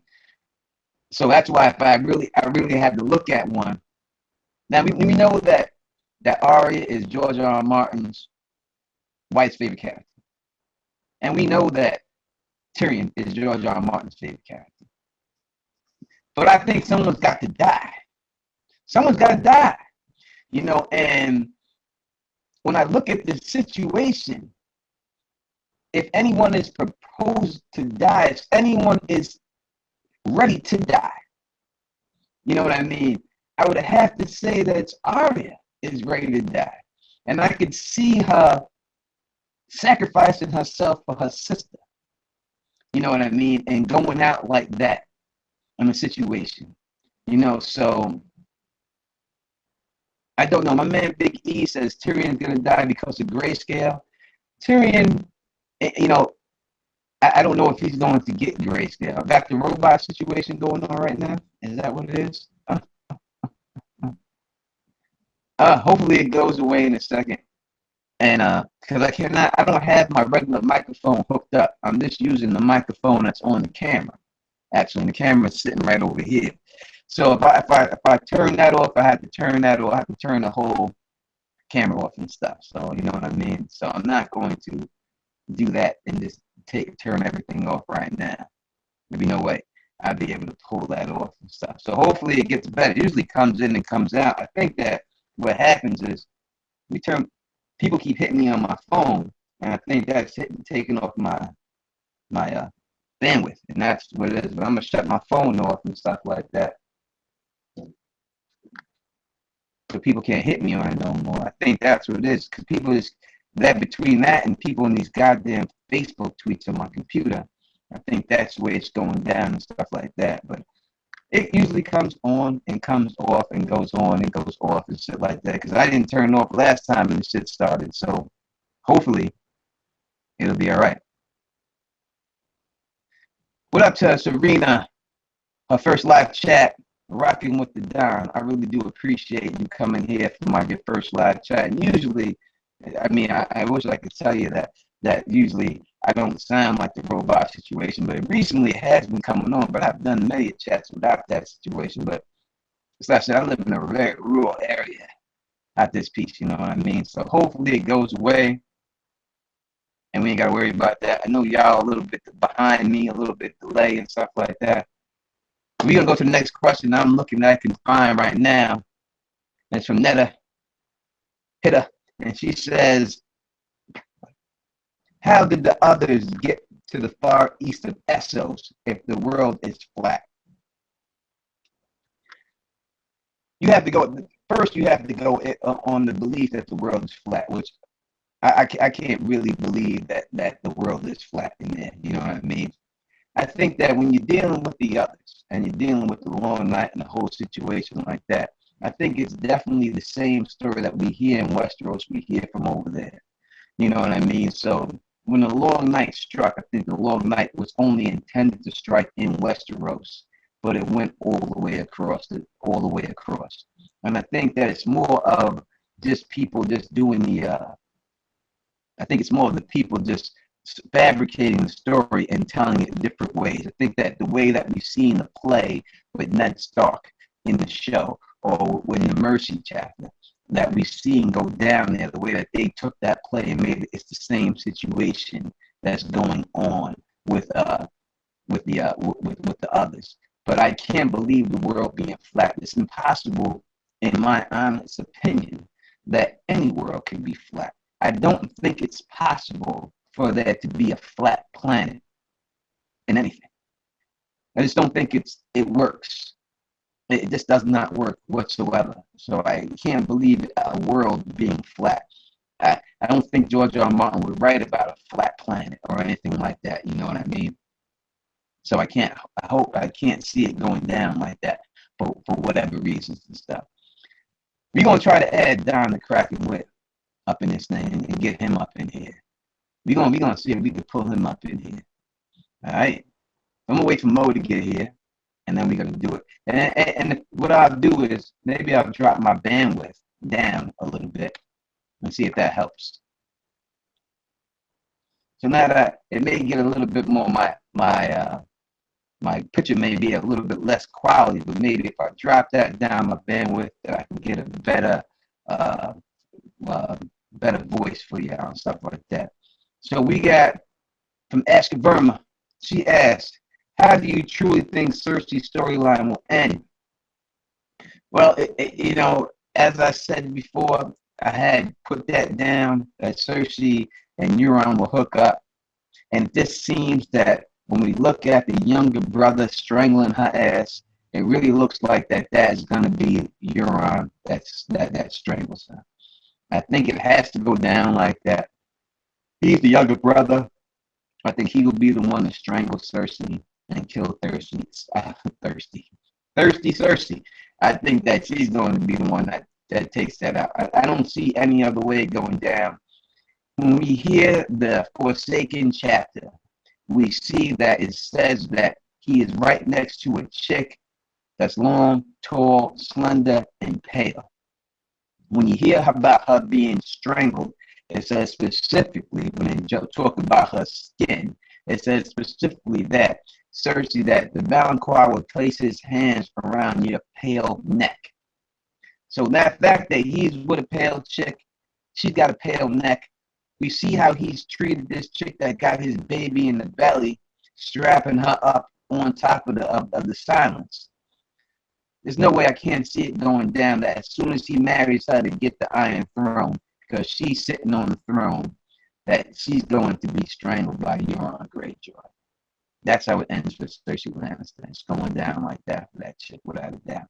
That's the way the Dons see it. You know what I mean? So that's the only way I could see it. I'm sorry, I did not shave. I should have shaved for y'all, but I just got caught up and stuff like that. You know what I mean? So I apologize that I was not able to shave and get my beard tighter. It should be tighter than that. You know what I mean? But it be what it be. Hopefully it's all right for y'all and stuff like that. I'm gonna keep going to these questions real quick. I'm gonna bring in Don the Kraken Whip as soon as Mo get back, so I can send that out, so I'm not, you know, leaving y'all and stuff like that. So let's go to these questions real quick. And the question is from Pooh Bear, and it says, "How do you think John?" If you could put question in front, so I could find it easier, because the chat, we got 104 people up in here. 102 people liking it, and 2 people thumbs down it. But you know, it is what it is, man. You know what I mean? You can't please you can't be everybody's cup of tea, baby. Can't do that. So the question is from Pooh Bear: how do you think John will be resurrected in The Winds of Winter? I think that what's going to happen with John being resurrected in The Winds of Winter is that I think it's going to be like a blood sacrifice, in all honesty, to get him out of that situation. Because when we see Khal Drogo, and they try to resurrect Khal Drogo, Mirror Master, and what he says is, the strength of the beast go into the man, the strength of the man go into the beast. I think that's basically like a warring situation. And then she kills the horse, and then that's supposed to bring him back. I think it'll be a situation like that, and I think that most likely that ghost will be the one that sacrificed while he's in it, and he will jump out, because John don't know that he's in Ghost. You know what I mean? He doesn't understand the whole warring situation. He's just thrusted in there. So I don't think he's going to understand how to get out. So I think they're going to have to force him out of Ghost. And I think if they kill Ghost the way that goes down and do a chant like that, it'll force him out of that body back into his own body. And I think that's most likely how it's going to go down for Jon Snow. Next question in the chat from Mazora of House Baragathon. What will Westeros look like once the War of the Dawn is over? Is it a realm intact, and who is in power? From what it seems like, I know a lot of people want to think that maybe they go back to the old ways and stuff like that, but I don't think so. I think it would be to stay away to let it be.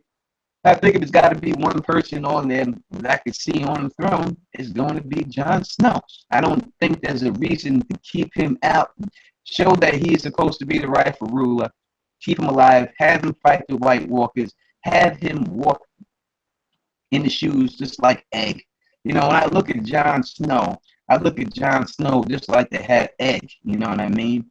And Egg was a high-born person who went around with Dunk, and he just basically learned the ways of the regular people. I think it's the same situation with Jon, who was a bastard, did the regular people, killed the White Walkers, then sits the throne in the end, and that's how it goes down with him. I think that's the way it's got to end. I know people want to say, like, oh, sorry, but that's cliche or whatever, but I really think it's probably going to go down like that. Mo, you back with me? Yo, what's good? All right. Let me hold that down real quick. I'm in the bike crack. I got you. You know, y'all know when you getting old, is when you start eating fucking Tums. You see these Tums? When you start eating Tums and Rolaids, that's when you fucking know you old. That's when you know your youth is. Yeah, I'm gonna tell you what. You know when you old. I'm gonna tell you how I know I got old. This is how you know you old, son. I'm gonna tell you this right now. I'm gonna say this right now in the chat, y'all. You know you old. This is how you know when you're getting old, right? You know you're getting old that when you're with a woman, right? And you're doing your thing with the woman, right? And you're getting busy and you're doing your thing and everything is good. And then that Charlie horse just come right up on your leg and grab your ass to the leg. Oh, motherfucker! I'm telling you now, right there, that you're getting old because then you got to roll over and say, girl, get me a hot towel. Get a hot towel quick and put it on my leg. That's how you know that your ass is getting old when that Charlie horse grab you in the back of your leg. I'm trying to tell you. You gotta have it. That's what you know. And that's the truth. I don't give a fuck what motherfuckers say. That's the goddamn truth, goddammit. And that's to happen to every one of you old ass motherfuckers in there too, because that shit hurts, goddammit.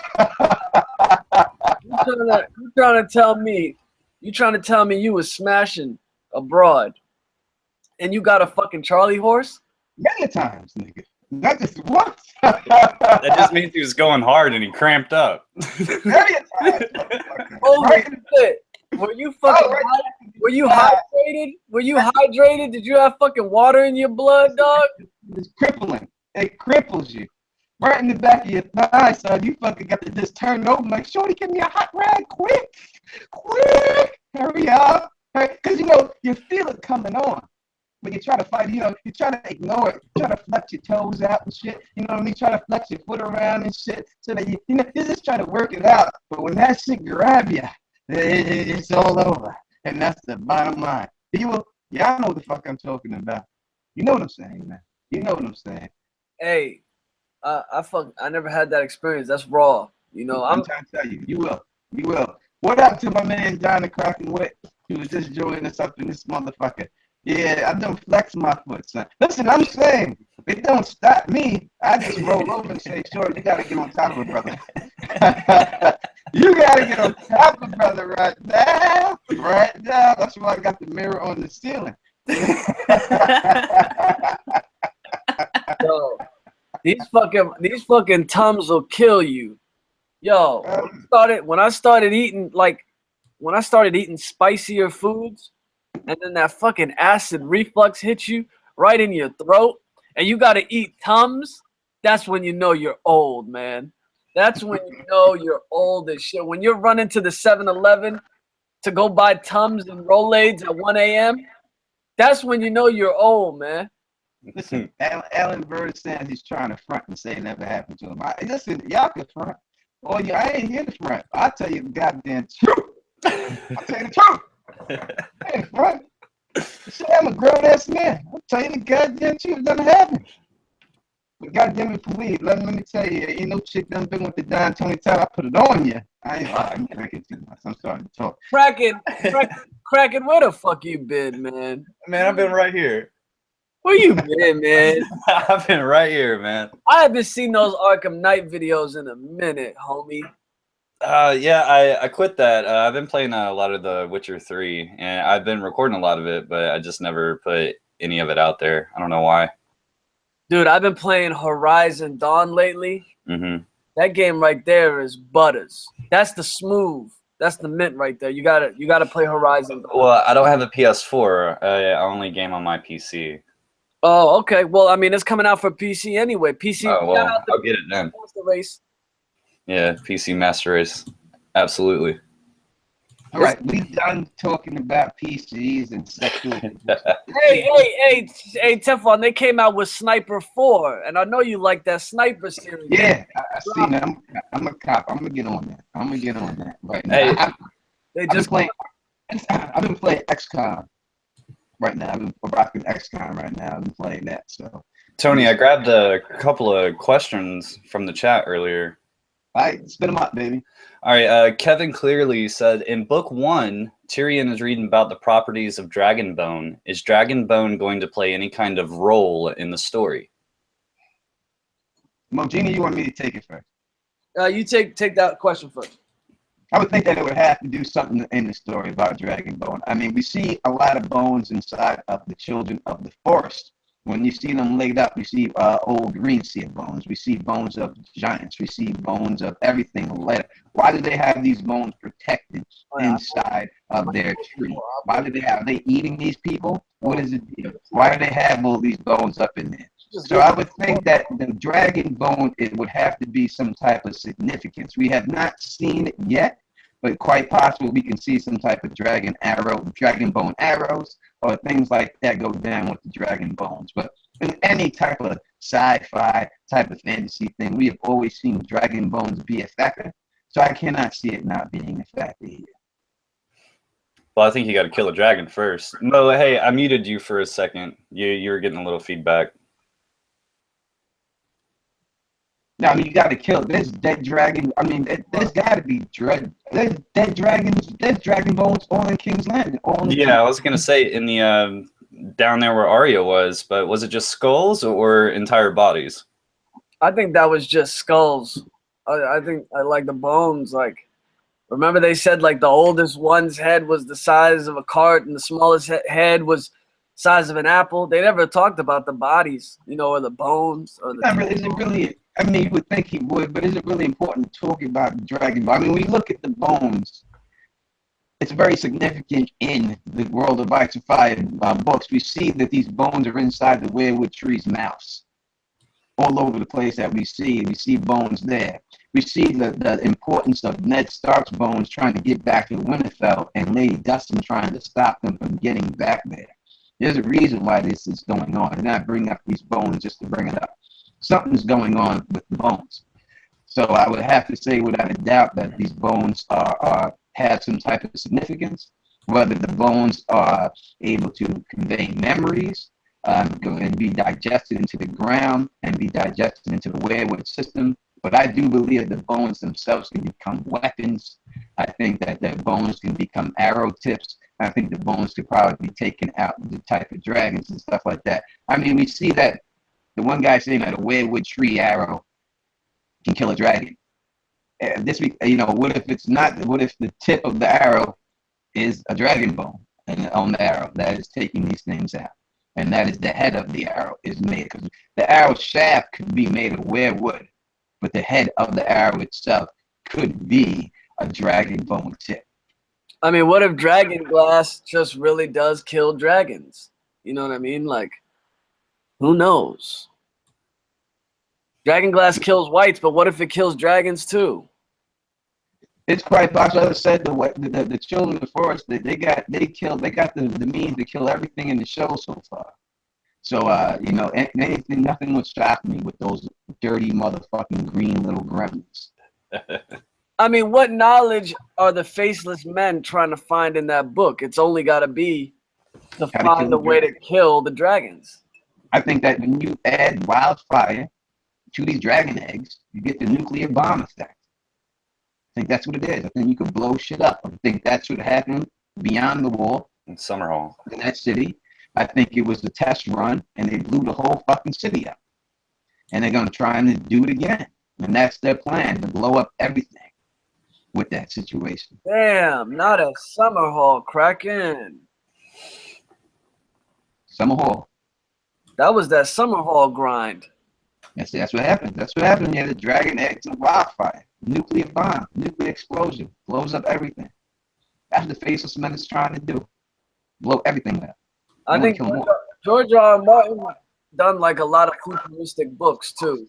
I remember Preston Jacobs did like a series on a lot of his books, and a lot of shit that he's written about in like the 70s and 80s had to do with futuristic weapons. So that's definitely in there. I see you, LT Jobs, with your little Ewok thing. You know, Lady Diligence tried this. She tried to get at Tony Teflon on her little video. She tried to get at me with that. What happened with that though? What happened with that? I ain't see no follow up on that, right? You didn't see no follow up on that after no fucking shoved that dragon glass in that motherfucking chest. And all of a sudden you didn't see nothing on that. That's my shorty. Shout out to Lady D. Go check out all her videos. That chick is really, she gets in with her stuff. Just can't test Tony Teflon like that. What's the next question we're rolling with? I got one. Chase Tate said, what will be the driving force to bring Danny back west in the books? Me personally, I think she's going to get tired of shit of everything going on over there in Essos. She's done with that maneuver. Yeah. She's done with all the kings. She's done with, you know, freaking marrying these people. She's done with that. She needs legitimacy. She's running for legitimacy right now. I think she's gonna be tired of the bullshit, and she just wants what's the word I'm looking for? Legitimacy. Yeah, just to feel comfortable finally. No doubt. Real quick, yeah. If anyone has a link you want to send to me, put it on my Facebook. Don't put it in the chat, please. If you do AK, it's gonna block it, and if you do it twice, it's gonna ban you. And you know that's how she gets down. She's got 100% control to do whatever she wants. I trust her totally, her judgment. So I'm just saying, if you have a link to send to me or something like that, just hit me on my Facebook page with that. I would appreciate that. Yo, how many people in King's Landing know that Danny's alive and that she has dragons? Not that she's just alive, but actually knows she has dragons and believes that in the dragons. That shit's unspread to Old Town. Right, so everyone must know that. Everyone know the rumor. I mean, the last epilogue chapter, they talking about it, right? They bringing it up in that shit. So everyone know about the rumor, but no, you know, I don't know how many people believe in it. I don't think that many people believe it. I think a lot of people are like Cersei, and they're just dumb, and they just don't believe in her and her dragons. That's how I feel like it's the Cersei effect is happening in King's Landing. Yeah, I think everyone know, but it's all about what you're really gonna believe. That's why. No, I'm not gonna talk about that shit. We're gonna keep it. Man, drop that damn knowledge. Nah, that's like leakage. That's leakage stuff. You know what I mean? That's what I'm saying. Oh yeah, we can talk about leaks. We don't do no leaks out here. No, we ain't gonna run that. We got more questions up in the chat. If you want to hear about sexual positions, no, this is not Christina in space. I'm channeling my girl Christina because I miss her. I'm channeling some of her buggery. You know what I'm saying? But you know, Christina Spinks, come back. We need you. You know what I mean? I miss Chris being in her cups all the time and seeing her. Yeah. What happened to her? She's hanging out with the family right now. That's all. Just chilling with the family, working and stuff like that, doing the thing, you know what I mean? But when you get done chilling with your family, you never come back to your other family. We waiting for you. All right, Tony.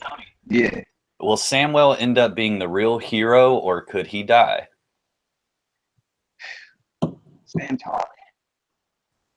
You know, these damn Sams and these mystery books, you know, and these fantasy books be living. they be making it. You know what I mean? Anyone named Yeah. Sam, all of a sudden, you be making it. You good. You that dude. If your name is Sam. Yeah, your name is Sam, that you good. You know what I mean? Like you said, that's what it is. So it's hard to see him going out. But what I will say is this: I know that D&D, they had said that there's shocking moments, right, in this book, right? They said 3 shocking moments, and they gave 2 shocking moments already happened. One was Shireen, and the other one was Hodor. And they said there's one more shocking moment in these books that's going to happen.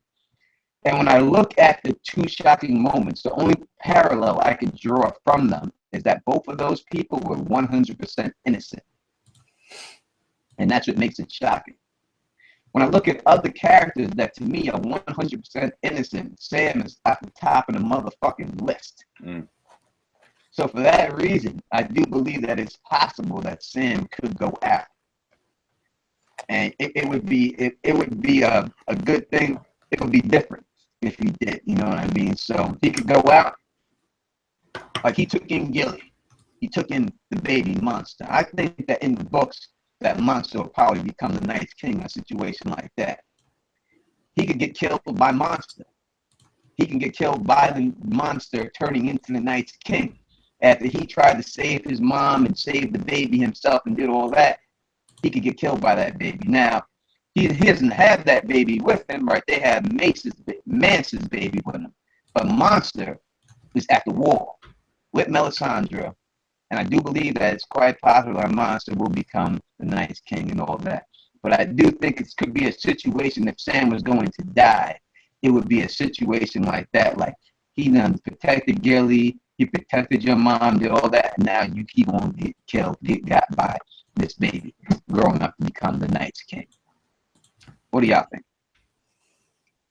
I gave this prediction a while ago. I think Sam is gonna get got by Euron. You know, they're gonna collide. You know, Sam going to Old Town or leaving Old Town on a ship or a boat, whatever, and Euron, you know, black sails coming in and just snatches him up. And Sam's got Sam having Heartsbane with him. Euron takes Heartsbane from Sam. And most people, when like they shoot down my theory, they're like he'll just kill Sam and take Heartsbane and keep the sword for himself. Why would Euron keep Sam alive for that? And I don't know, but I just think that's what's gonna happen. I just feel like Euron's gonna have his own Valyrian steel sword, and Sam's one is on the tables right now. It's the one on the there's one on the cards available right now. True. I mean, you gotta know that he is known as the Slayer. Mm-hmm. And he has killed the White Walker. You know, I like to say White Walker, like Jimmy Walker. When I say, yeah, I have to say it like that. You know, like Walker, Texas Ranger. You know, it makes me have to say it like that, you know. But I just feel like if he got killed by Euron, it would be a little anticlimactic. If he's got to kill that faceless man, I think. I think Sam's got to kill the Walker, the faceless man, and then go out and kill. But I think he would escape. Maybe drop the sword, and Euron grab back the sword, or maybe he may escape in a boat or something. I think if Sam is going to die, me personally, it's got to be like Gilly, or someone got to get him. You know what I mean? Someone that he's been trying to protect, someone he's been trying to do, and he gets stabbed in the fucking back. Georgie, Boston Georgie ain't gonna kill Sam. It ain't happening.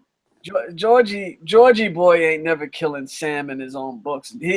Sam is him, is what George. Yeah, that's his boy. I was about to say, yeah. So he ain't never gonna write into his own book and kill himself because Sam is basically George in the books. I don't know, but George is a crazy ass motherfucker. Now he's put himself in them books already, and there's a couple of scenes. There's one scene in particular. I don't want to. You know, listen. One scene in particular, I know.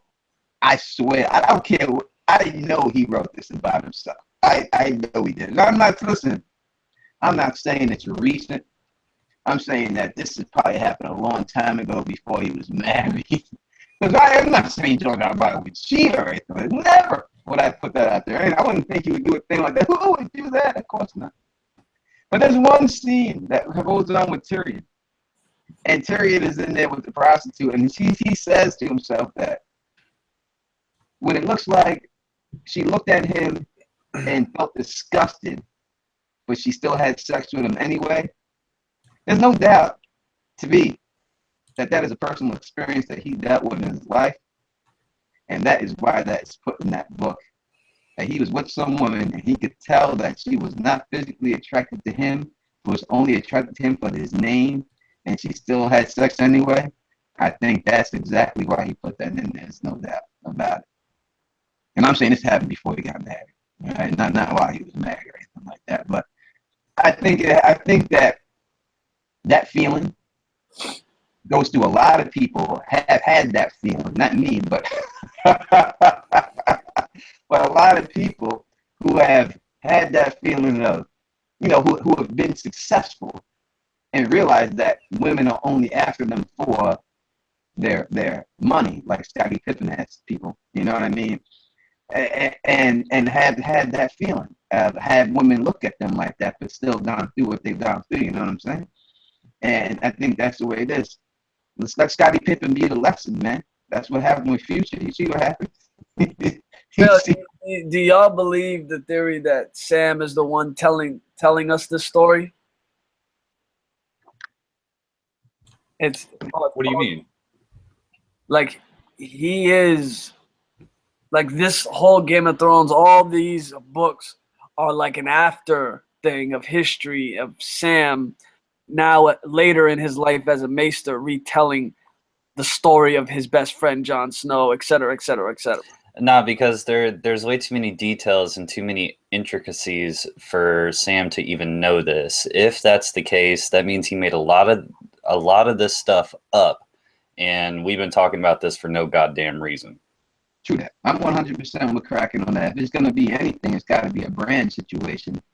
He's the only one that has a green sea ability to actually go back and watch everything and see everything that we have seen in the books. I think that the book started with Bran. It's most likely going to end with Bran. I think that's the way it would go out more than just being Sam as a maester writing everything down. Oh, yeah, and back to the bones stuff. This just popped into my mind. The bones are definitely for memories. You got bones in your mind, Mo. Got bones in your mind. I got bones in my mind. All right. This is it. Like, I'm telling you, like, those bones are for memories. These are like green deer memories. And that's they have a cave full of fucking bones, right? Yeah. Yeah. Cave full of bones. It's not one bone. It ain't two bones. This is bones upon bones upon bones. These motherfuckers like generations after generations of bones. They're not playing dominoes, and there's a reason why they're up in that motherfucker. It's a throne. It's a throne. It's a throne of bones. Exactly. So something jumping off there. You know what I'm saying? Something jumping off going on. Why the fuck is the Blood Raven got a throne of bones sitting around him? These bones, because Blood Raven is eating people to get his powers back. This is what happens, because these people, we see that Bran is fed these bones, is this porridge of his friend to get his power activated. And that's why I believe that the blood sacrifices have not been going on, and that is why Blood Raven has shriveled up, and that's why he doesn't have the power he has anymore. And that's what it is. These blood sacrifices aren't practiced by humans anymore. They need them to practice these things to keep their strength up. Kind of like, when the Greek gods, or whatever gods they were, Rome, whatever it is. I don't know. I'm not an expert. It's getting mythos and vice and fire. So tight. But it's like when you stop believing in them, the powers get weaker. You stop praying to them, they don't have that power. When you stop doing the blood sacrifices, these people don't have the power anymore. I think it's a situation like that. Oh, that's like the princess in the never-ending story. She's like, believe. And she kept fading. that goddamn dragon. That's that one. That was a whack-ass dragon. What? Falcor? Yes. Kind of dragon. But like, he's a luck dragon. Like it should have been on Sesame Street. It looked like, it's a great. Listen, I watched it 1,000 times. I loved it when I was young. But look, when I'm looking back at it now, and even the roar, when he tried to make, like, that shit wasn't scary. That wasn't scary or anything like that. I mean, the kid was he in the garbage can talking about reading the book in the garbage can? I think it was some situation like that, like Oscar the Grouch. You know, it was a decent. It's not the Dark Crystal. I'll put it to you like that. The Dark Crystal is far better than that. Far better. All right. I hate no Valcor AK. I'm just saying that. I'm just saying his scream was whack. I mean, look, it's there was one really dark moment in that movie, and it was when Artak was sinking in the mud, and Atreyu kept trying to pull him out, and the damn horse just wouldn't move. That was sad right there, man. That got me as a little kid. I'm saying I like The Labyrinth better. I think The Labyrinth is a better movie. I think The Labyrinth stands the test of time better than that movie does, and I think The Dark Crystal is a better movie than that movie. That's just my opinion. You know, that's me. You know what I'm saying? That's what I feel about that. Now, Tony, I got a when's a winner question here, and it's about Jane Westerling. I know you've talked about her in some of your videos before. I just want you to rehash it real quick. For there's a lot of new people in the stream. It said George R.R. Martin confirmed that Jane Westerling will be in the Wins a Winner prologue, but won't be the POV. What are your thoughts on her role in the next book? She's gonna die. Yeah, that's gonna be it. She's not getting past that chapter. No doubt about it. You're in the prologue. You're dead. Yeah, her ass is gonna die by. I mean, it'd be funny if it was like a Frey or some shit that like hung her. I mean, she's gonna die. She's dead. I mean, the will situation with Rob and all that. Will that turn up later on, and also help legitimize John? I mean, we've seen how the whole King of the North situation went down with Lady Mormont. I don't think we get that in books. I don't think it's going to be like that situation. I don't think they're going to scream King of the North and do all that. They did that. I think they did that in the show just because they wanted to bring back the thing they did for Rob and doing the job. You know, I think it'd be a more situation than that was strictly for TV. That King of the North Part 2 for John was strictly for TV. George R. R. Martin would never do that again. He would never write that again, ever, in a second Wins a Winner. All right, so the prophet A.U. Packmule says that Claire Gray, the Oracle herself, says that Jane will be giving birth at Greywater Watch. Impossible. It's not possible because she was getting fed moon tea the whole time, and that was the whole maneuver by the Lannisters. It's not happening. It's not pregnant.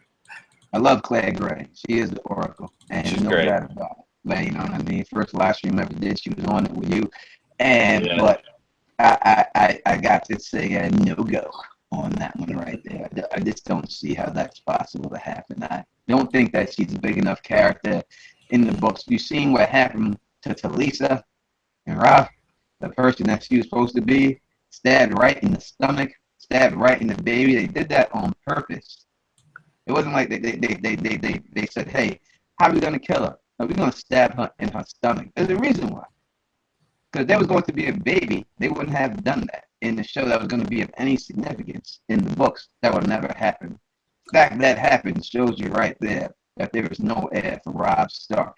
And the fact that Catelyn keeps going crazy about the situation, about Jon taking over and becoming Lord of Winterfell, and does not want him to name him in the will or anything, just shows you that that's not going to happen. You know, a lot of people in this show, or the books, or whatever you want to call it, are fantasized. People get these false opinions of them, like Rhaegar Targaryen, number one, especially you women out there. You know, you act like this man, because you read that he's got this flowing golden silver hair. You read about these purple eyes. And when you do that, you want to overlook the obvious stuff, the wrongness that this man does. You know, how old is Rhaegar Targaryen in the books, Down the Crack and Wait? Say that again, Tony. I'm sorry. How old is Rhaegar Targaryen in the books? In the books, give me just 1 second. I'm gonna have that. Let's say in the books he's at least 30 years old, 20 years old. He's around Robert's age, right? Or he's older than Robert. He's probably like 27, 20. Let's give him 27, right? AU Pappy was telling me 22. He's about to hit his. Basically, he's about to hit his prime. Is what we know. Right, let's go with AU. He's saying he's 22 years old, right? 22 years old. This goddamn harp playing motherfucker, right? He goes to the tournament of. I'm sorry, I got the bust job bubble on Rhaegar real quick. He goes to the tourney of heaven hell, right? He goes there, 22-year-old ass man, right? And how old is Lyanna Stark when this goes down? 14? 15? She's a baby. How old? Because she's younger than Benjen, right? Or Benjen's older than her? No, she's older than Benjen. Yeah, Benjamin was the little baby at the tournament. And she's right. She's right above Ned. So how old is she at this particular time? Well, real quick, Rhaegar was 24 when he died. He died at 24. What was she? 14 years old? You see, that was like the prime. That was like right in the number average. We said 27. Somebody in the chat said 22. So let's look at this Rhaegar Targaryen's child molesting ass. I mean, it's pretty easy for a 20-year-old man to bag up a baby. All right, I don't think it would be too hard for you to pull that off. I mean, you can see Elvis Presley did it with Priscilla Presley, right? He was a superstar and all that, and married her. You didn't hear no flack about it, but if you look at it the way it really is, it's nasty. Lyanna was either 16 or 17. Disgusting. 16 or 17 back in the Middle Ages is a grown-ass woman, though. Yeah, well, Mo is right. I think they were there was girls getting married when they were at least 13 years old back in medieval times. Just because things were allowed doesn't make it not disgusting. Oh yeah, I completely agree with you. Just because things happen, but it wasn't nasty. Everybody knows. Girl, it's pretty easy to seduce. You gotta leave your wife for a 16-year-old girl. Yeah, but everybody knows back in the day, the ages back in the day were different than now. A 16-year-old now is like 12. Yeah, it's like Ned was 30-something, and he was basically an old-ass man. Even in the story, like back then, like life expectancy was nothing. It was nothing. Exactly. Rob Baratheon was an old-ass man because he drank his ass to that situation. Richard Carstock and all these people, they was living old as shit. You see a billion Masons with fucking gray-ass beards living old to 80 and shit like that and all that. You know what I mean? These people are just fucking young people doing nasty things to young girls. And I just don't think that Rhaegar is supposed to be this ladies' ass man. And I can't see him being a ladies' man when you're able to seduce a young child. I think that any man at the age of 21 should be able to impress a young girl. I mean, it's not hard to do. It's pretty easy. You have your own crib. You have a car.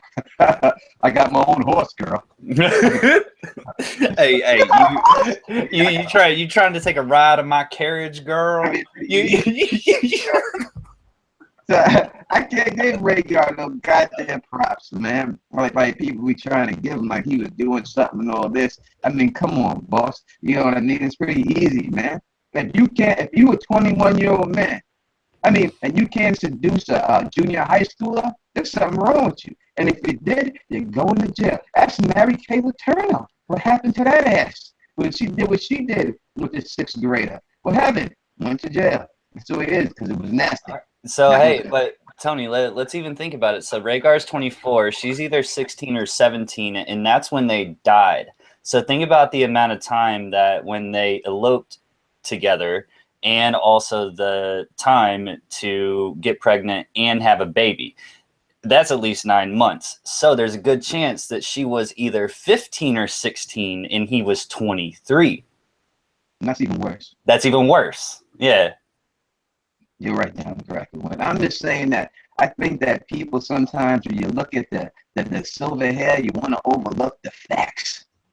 And the facts is, Rhaegar was child molested. Rhaegar was a Pepe Le Pew ass motherfucker. That fucking Pepe Le Pew. Pepe Le Pew is a goddamn rapist. Yeah. Yeah, he is a rapist and a batterer. Yeah. Oh my Yo, God. I'm about to sign off here because I got work in the morning. We hitting that 11 o'clock hour. Yeah, we are. We are.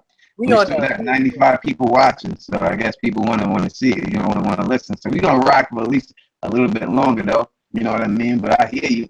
I hear you, Mo. What you gotta do? You gotta get up. You gotta get up too, but Gotta get up super early. Gotta get up at 7 a.m., folks. Got work in the morning.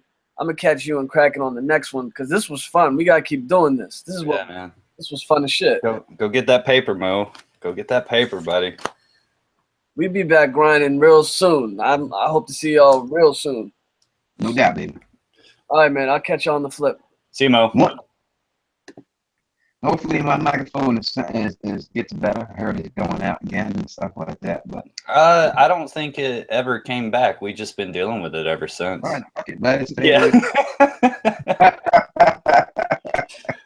Yeah, you know what? There's a lot of us out there that I really don't think it matters what your microphone sounds like, buddy. it is what it is. I think the people that watch this are the people that Yeah, my absolutely. I hate even saying that word fans or anything like that. Even people say a fan, it's really embarrasses me to even say anything like that or anything like that because I ain't nobody, you know what I mean? Well, I understand it exactly what you're talking about. I haven't done anything on YouTube remotely even close to what you have or even have the following and things like that. But like you'll find some of these cats that literally go out of their way just to say how they really feel about you and they really like you and they're very sincere about it.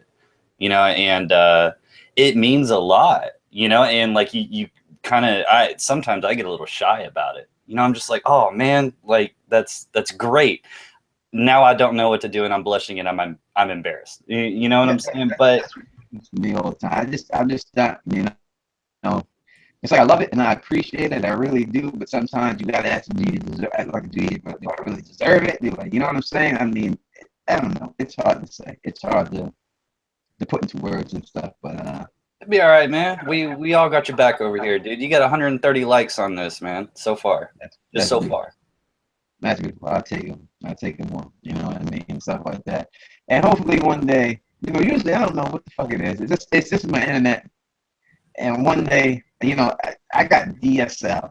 That's all you can get out here. That's the best you can get. So hopefully one day we can upgrade with the Time Warner cable to come out here or something like that. Because we ain't even got that out here.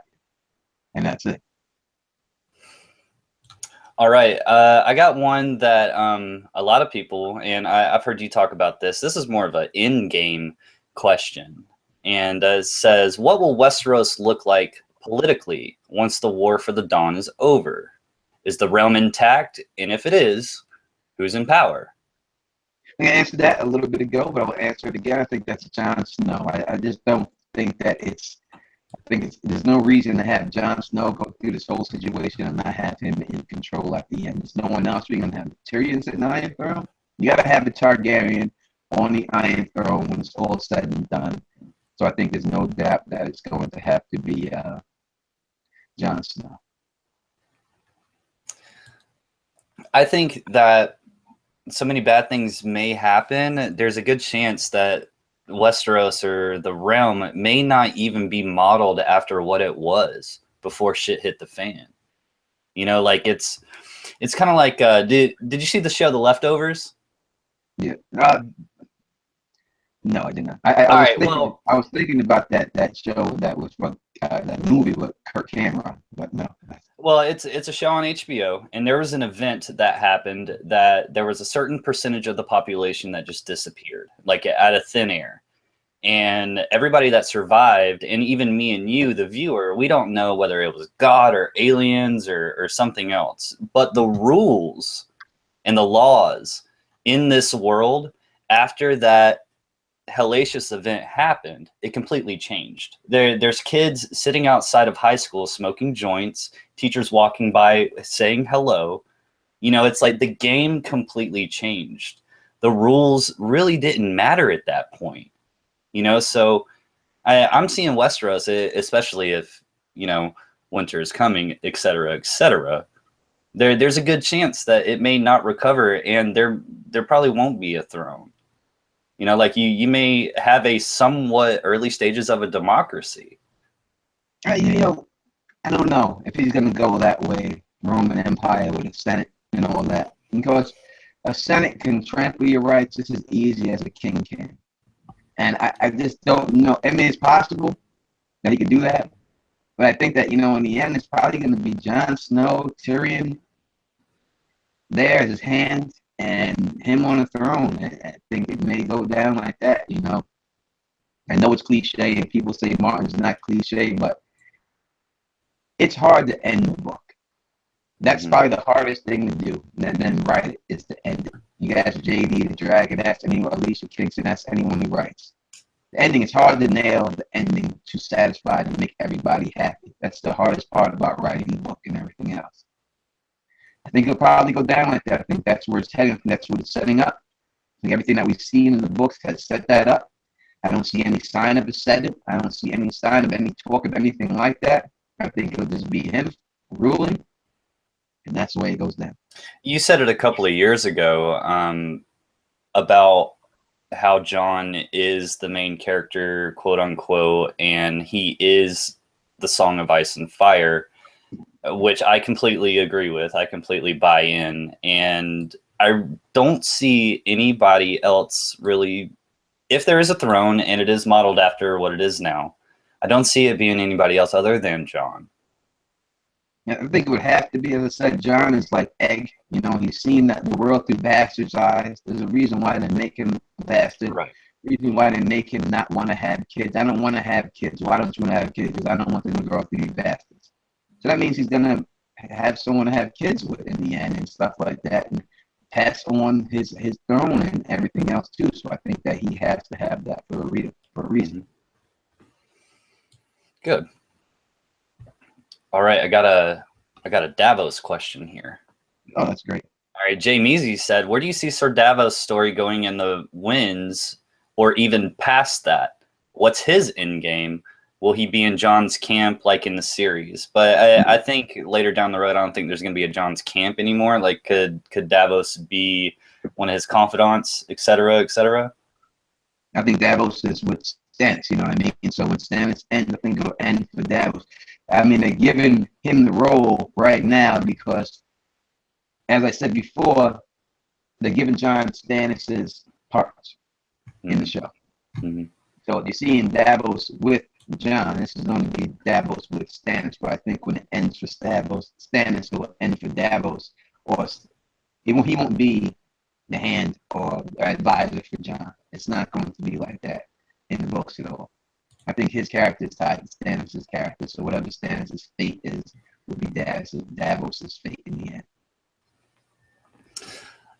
This is a question from T-Baby asking all the hard and important questions. Of course. Of course. Now, she wants to know, how do you hatch a dragon without magic? Dragons existed before man. And you said wildfire, right? Yes. Now, is wildfire magic or science? I think wildfire is a science. I think it's science. It's pig shit. Yeah, you know, so I think that it's, you know, all magic is undiscovered science. That's all it is. If I was back in the day, right, and I had, just say I'm back in Jesus' time, right, back when Jesus was roaming the earth and all that, right, and I had a pack of Kool-Aid, right, right, I'm saying, if I had a pack of Kool-Aid, and I said to people back there, I said, listen, I'm going to turn this water into fucking fruit juice. Yeah. No, you can't do that. And I took this magic power and I sprinkled it in that motherfucker. These people were like, oh, holy shit. This guy is blessed. I'm not blessed. I got a pack of Kool-Aid, goddammit. But this is what it would be, you know what I'm saying? Because they've never seen anything like that before. So it'd be special to them. He turned his water into grape. He turned it into tropical punch. I didn't even know that was a tropical punch. What the fuck is a tropical punch? I have no idea. But that's what it would be. You know what I'm saying? So I think it's a situation going down like that, man. You know, I think if you look at, if you ever watched that show, Ancient Aliens, right? I love that show because I believe in that shit. And there was this African place down there, African tribe. And it was during the war was going on. And what happened was they never seen airplanes or anything like that before. But America was putting the airplanes down there and using them for their battlefronts and everything else, right? Mm-hmm. So when they were doing that, they were giving them all types of food and everything else for allowing them to use the land strips and everything else. The Americans left. The war was over. They started building shrines and statues of airplanes. And the priests there said that those people in the airplanes were their ancestors that came back and was helping them out because they wanted more food. And they started making celebrations on the landing strips, building these model airplanes on the landing strip out of bamboo and doing all these chants. They'd never seen it before.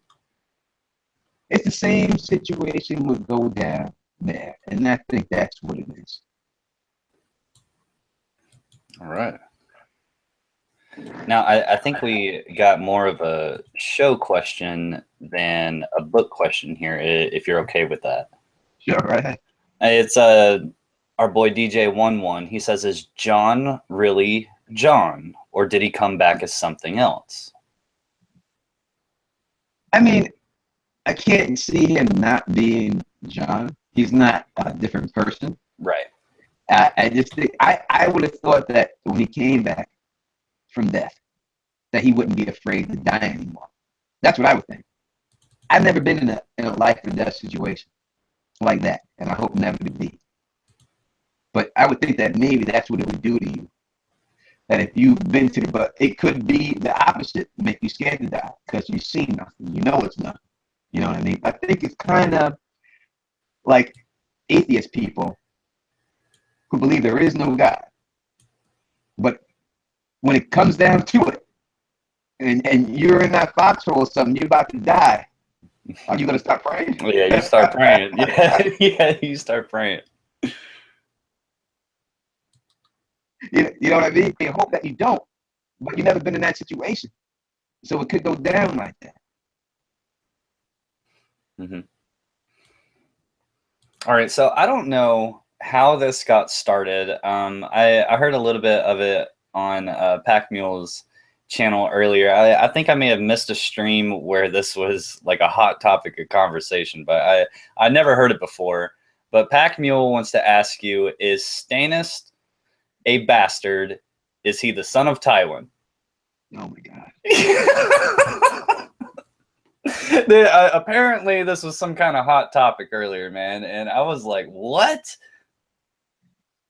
Oh God. Pack you, I love you. You know I love you. You know I do, man. But that's just ridiculous. I mean, there's no way he's the son of Tywin. I know he's got a similar demeanor, but you could say the same thing about Randall Tarly. Is he Randall Tarly's kid because he's got the similar demeanor? Because they both got some battle skill, warrior skills. I just don't see it being possible. He's not the son of Tywin. It makes no sense for him to be. When I look at anything, any theory, anything else, I gotta ask myself, how does this advance the plot line for the story? Right.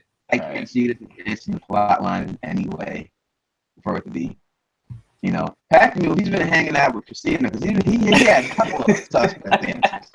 I remember he had one saying, he said something that somebody was gay. Who was gay? Ned Stark and Howland Reed are lovers. Oh man. So, Pack Mule, he just been hanging with Christina a little bit too much, and I think that's what's going on there. You see a situation like that. You know, Ned Stark ain't gay. Stannis, why would he be gay? I mean, just because Howland Reed cried when he died. Right. I know many men that's cried when other men died, and they didn't fuck him up the ass. So, Right. you know, I just don't see that going down. You know what I mean? There's no indications of it. This is not broke back fucking Grey Water Watch. I don't think it's going down like that. Not that there's anything wrong with it. If you're homosexual, be a homosexual. That's cool. But I'm just saying those two characters. I just don't. We have other homosexual characters. There is not an inkling there, and we have hints from homosexual characters like John Connington that we know that he was in love with Rhaegar, and we get those hints. I don't see those same hints being given from Howland Reed. I think the whole thing with Howland Reed is that he helped Rhaegar on the island. I think that he helped them escape. I think he knew the deal, and I think he held that burden with him. And I think that was the whole situation of that he never told Ned about that whole situation the way he should have told him if he didn't come out with it. You know what I mean? Because I do believe that they were married on the Isle of Faces, and I think that Howland Reed was the person that got them on the Isle of Faces to be married there, because she's the one who defended him. So his loyalty was more towards her than Ned Stark. And I think that's why he hid her secret. You know what? And we can actually still sit here and have a lot of high hope that we may actually get this story. You know, it's like Howland Reed, the man who holds all the mysteries. You know, there's a good chance that we may be able to hear the actual story. We may be able to hear his side of the story. No doubt about it. I think that we will hear something from Howland Reed. There's no reason to bring him up and to have everything there without him being anything else going on. Yeah, there's no reason to bring him up, have him be such a character, have him do the whole tourney thing and have Mira tell the story to Bran, have him and Ned be so close, for him to still be alive, for him to hold the neck and the neck be what the neck fucking is, to have this magical castle that rolls around. Apparently they're connected to Green Sing and Children of the Forest, and it's too epic of a thing to ignore. That's the whole Chekhov's gun thing. Don't put the gun on the wall if you're not gonna fucking use it. No doubt. I think when I think of Grey Water Watch, I think of the Legion of Doom's castle. Yeah, just like rising up out of the swamp. Yeah. That's what I think of every time I hear. I think it looks just like that. Or they would look at it on a map, and sure enough, it's way the fuck down there in Louisiana, dude. Just like straight. That's a Super Friends reference for all you people who don't know the Super Friends. That's what I think of. Leaving the Jewish place right there from the Super Friends. When I think of Grey Water Watch, I think it looks something like that. Oh man. All right, so was it Sabrina earlier that said that this was her first live stream that she was able to catch? Yes, and I appreciate it. Thank you. I'm so sorry that my microphone is bad. Please don't. It's okay. Come back because of that. It's okay. We got a question from her actually, right. So I figured we'd ask it.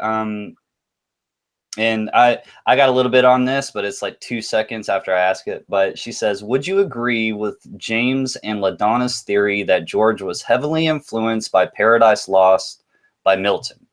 I was sold by their theory. Now, me personally, I haven't read that, so I really don't have any input on it whatsoever. But Tony, I'm going to let you answer that. Let me run to the little boy's room. I'll be right back, okay? All right. While Kraken is doing his little twinkle twinkle, and that, I'm going to say that I myself has never read that, so I really can't give you a great answer on that. You know what I mean? I haven't read Paradise Lost. I don't know nothing about it, so I have to defer to LaDonna and James. I think that George R. R. Martin took a lot from a lot of different things. He himself has said that if you take from one person, it's called plagiarism. If you take from many people, it's called research.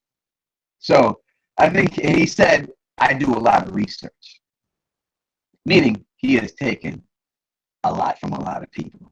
So I would say he took a lot of different things from, you know what I mean, from a lot of different people and stuff like that. And so I would have to definitely say that he definitely did that. Not from that book, but I don't know, but he's definitely taken a lot of different things, you know what I mean? So that I've watched the video of LaDonna and none, but I just don't know. I haven't read the books that they're talking about for me to know anything like that. So that's the way I have to go with that. So, Dr. Kraken, what is off for a second, I am here right now, Don Tony Teflon TV. We have consistently had 100 viewers for at least an hour, 2 hours straight. And I would just like to say thank you. Listen, my mic is shitty and everything else, and we still are rolling with 100 deep. This is how we do on Teflon TV, and it's all because of you, you know what I mean? And that's it. And I could be half cyborg up in me. I mean, that's the only black character we really see in DC, so it is what it is.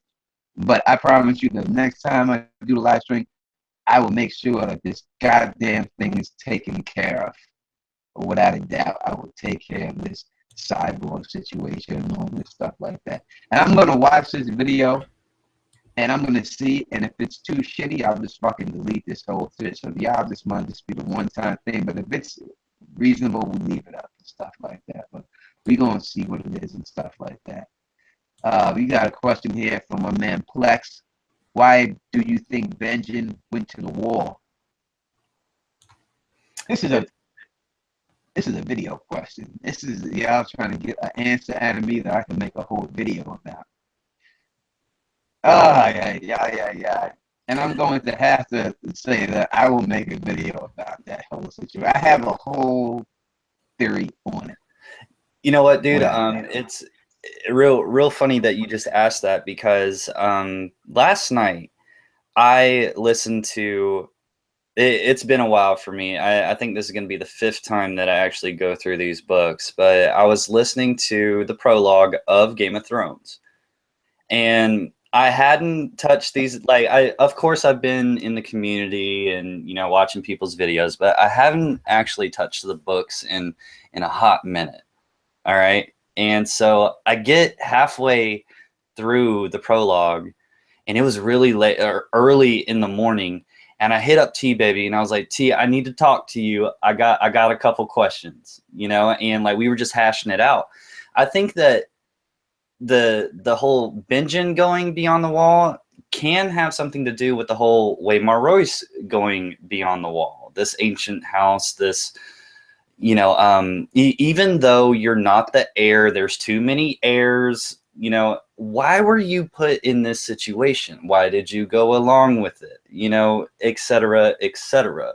And with what you actually read and take the words that George writes and how he writes it, you can apply it to different things. Just like you said, the lady in the Forsaken chapter, in the vision, her pale skin, oh well, Cersei gets her pale neck choked. It's like you just do the comparison. So I was doing that with a couple of different things with these guys beyond the wall, and I needed to talk to somebody, so I hit up T Baby real quick, and we like hashed it out all morning. And I got to tell you what, we didn't get anywhere, but like we got, you know, we were really talking about it. So if you want, I could send you my thoughts on that as well.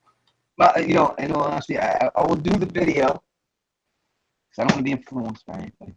And Okay. then after I'm done with the video, we can talk about that and see how it goes. Maybe I got some of your thoughts already up in me. Yeah, that Right. You know what I mean?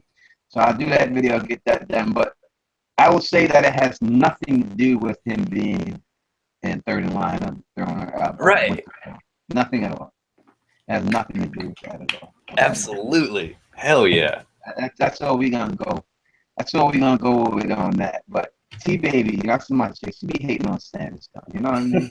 She be hating on standard stuff. That's my girl. I love T Baby. You know what I mean? I got nothing but love for Shorty, and she be hating on my peoples. But still, I love her. As long as you love me, I love you. And that's it. That's the way it is. You know what I'm saying? That's the way we get down and stuff. That's how we keep it popping and stuff. But yeah, look at that, man. We still holding it down, man. Listen, thank you all to come here. Listen, I didn't plan this. I just AU Packman gave me an idea.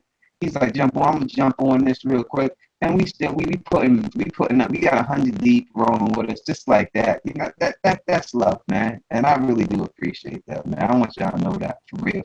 You know, from the bottom of my heart, man. You know, I know people be trying to hate on it down and saying bad things. I know I heard it. I don't think I heard it, but I know y'all roll with me. The people who roll with me from day one and just got with me or whatever. You know, I'm as real as it gets, man. I am who I am. I don't, and I ain't no Popeye reference, you know what I mean? But it's the dead ass truth, you know what I mean? I'm just me, man. It's either good enough for you or it's not. And that's it, you know what I mean? Y'all sticking with me with the bad microphone and everything else. I really do appreciate that. I really do, man.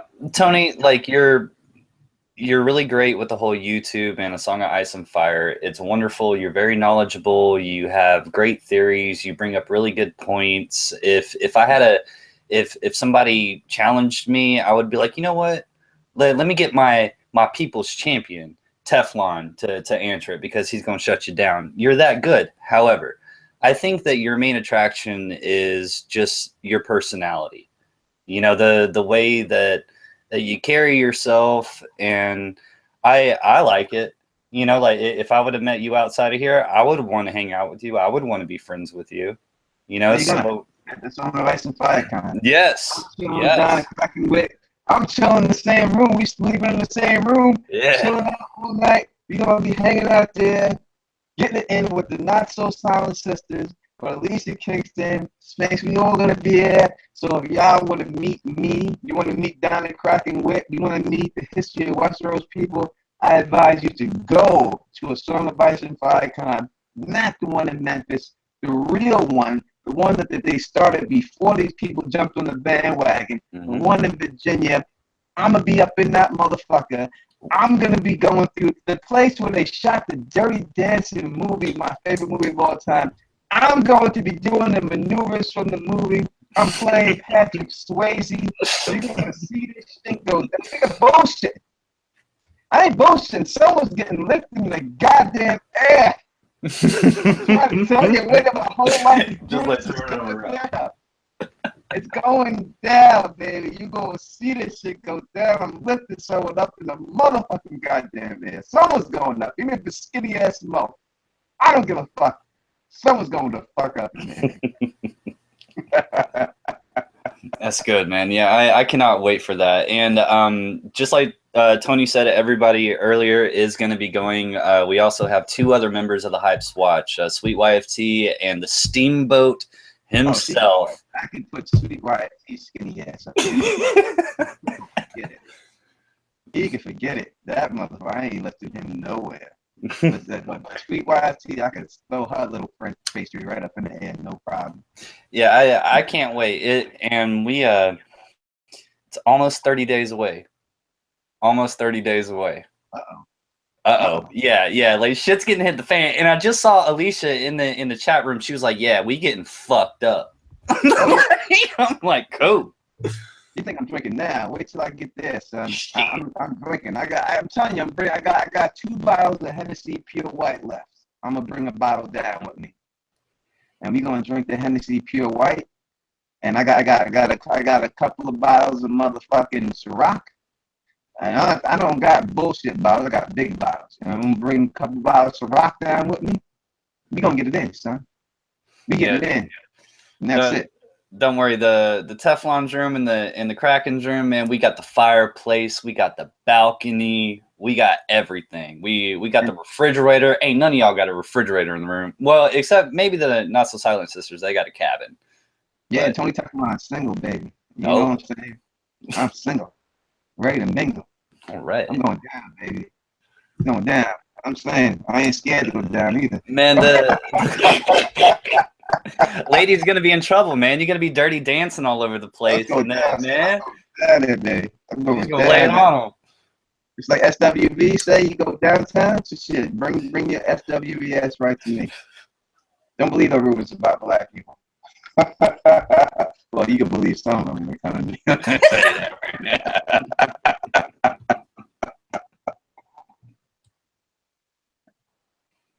All right, Tony, how you feeling, man? Did you want a couple more questions, or? Yeah, we'll do a couple more. You know what I mean? Everyone in the chat. I want to just jump off from the chat. Listen, man, I got 103 people up in here, man. I don't want to get up off on here. Why is 103 people here? They still watching and stuff. I feel bad, like I'm letting them down. You know what I'm saying? I ain't letting them down like that. You know what I'm saying? Yeah. I got the gray area. She came back up in this piece. What up, shorty? You know what I mean? My girl, this camp here, Amber Chipman. What up, shorty? Oh, she was going out there. The goddamn, she should be there, man. Amber Chipman, bring your ass down to that to that song rights and fire con. All right, so Gray Area For me. Gray Area wants to know if you're going to be dressing up and LARPing. Now listen, it's like this. I'm I can't do that. I can't do it. I'm telling you straight up. I'm not that free. You know, I wish I was that free to do that, but I can't. I can't have no. It's like this. I think of it like this. Michael Jordan once said, and I heard him say, he's like, when people, they're like, why do you dress up every time you see him? And he's like, because when people see me, it may be the last time they ever see Michael Jordan. I want them to see him a certain way. That's the way I feel about myself. Mm-hmm. You ain't gonna get. If you, maybe the last time you ever see Tony Teflon, you're gonna see Tony Teflon the way Tony Teflon is on the regular. You know what I mean? You ain't gonna take no picture of me with no Jon Snow way, and that's gonna be your image of Tony Teflon. You're gonna see me straight up in the True Religion jeans, Yankee hat, doing my thing. That's what it is. You know what I mean? That's what it is. Maybe I have the wife beater on. Maybe I would be whatever, depending on the weather. But that's the way you're gonna see the dime. Timberland boot rocking. I'm a Timberland boot dude. You know what I mean? Because I ain't a slippery socks ass cat. You know what I mean? Because when I get behind a chick, when you get back there, you got to have that grip in them feet. You don't want no dude with socks slipping, falling into the booty, right? You don't want that. You want the dude who's able to grip the floor and get up in there. That's Tony Teflon. I'm that type of cat. You know what I mean? I can't be up in there. I ain't no slippery socks dude. I got the Timberland boots rocking. That's the way that shit goes down. That's what you're going to see when you see me up in there. Period. So what you're saying is you're not gonna participate with the Hype Swatch and the Not So Silent Sisters reenacting the Battle of the Trident with water guns. Nope, I'm a watch. He said I'm a watch. I ain't gonna be up in there. You know what I'm saying? I'm from Queens, New York, baby. You know, I'm repping Queens, New York when I come down there. I'm repping all y'all. That's what I got y'all for. Y'all gonna run that shit like that? That's right. I'm doing the Dirty Dancing movie in Timberland boots. That's how I get down. In Timberland boots. I'm gonna see me rocking it. That's the way it be, and that's it. I got to be me.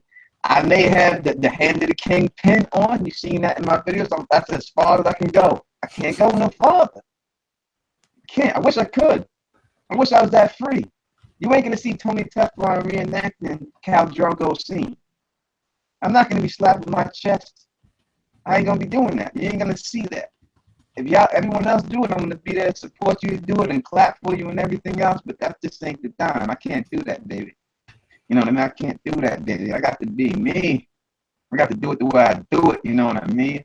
My girl Latifah Johnson, Brooklyn in the house, baby. You know, this is what it is. You know what I'm saying? I got to be me. I'm gonna do what I'm gonna do. Believe me, I will not disappoint. Yes, it don't matter how much Henny I get in me, baby. I ain't dressing up like that. I'm not Oscar De La Hoya. I ain't dressing up, cross-dressing? Yeah. No, it ain't happening. I don't care how much I'm drinking, it don't happen.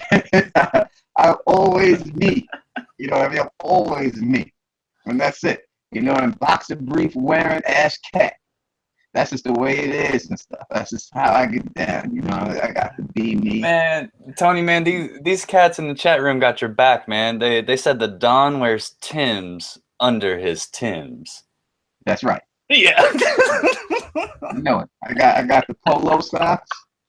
You want to see me in the polo socks, Timberland boots, rocking ass cat? That's true religion jean type dude. That's what I am. That's what I am every day, all day. And that's what it is. You know, people be telling me when they see me, you too dressed up. I'm not. This is just me. It's how I dress. This is the way I was raised. This is what I heard. This is the way I was raised. I can't be no other way. I wish I could. You know what I mean? Halloween. I dress up in costumes. I'm going to a Halloween party or something like that. Yes. You know what I mean? I do it like that. But those people have seen me on a regular basis, all that. But these are going to be people who have never seen me before, seen me for the first time. You're going to see Tony Teflon like Tony Teflon. You know what I mean? That's the way it's going to be. And that's it. Now, I'm sorry. I wish I could, but that's what everyone else is for. I'm going to take pictures with everybody. You want to see me up in there? I'm going to be on the Iron Throne. with the whole not so silent sister sitting on my lap and around me. Yeah, You know, that's what I'm it's the course. Are you crazy? It's going down. Of course I am. No doubt about it. All we gotta worry about is who's gonna be laying on the floor. Or laying across my lap when we take the picture. But it's going down. Man, you can give me a sword. I'll take a sword and hold it in there, but I'm not rolling with no sword on my back all day. I got stuff to do, man.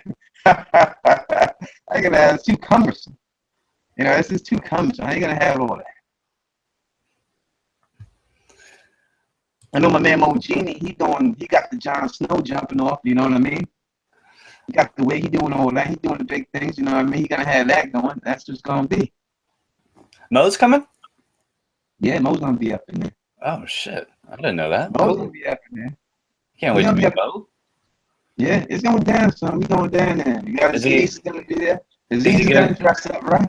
No, I don't think Aziz is dressing up. I'm actually carpooling with Aziz, but he's definitely bringing a lot of board games. Well, they're not even board games. It's like most of those posters that he has hanging up in that room are actual games. Oh, all right. Yeah, and so there's a whole section to where they're going to be doing that. You goddamn right, Amber, about that. I got my sword. My sword is always with me. There's no doubt about it. And, you know, listen, it's like that. I'm not going to be playing no games. I'm not going there to play board games. Aziz is going to play them games. That's his thing, and I appreciate it. I'm glad he's doing that.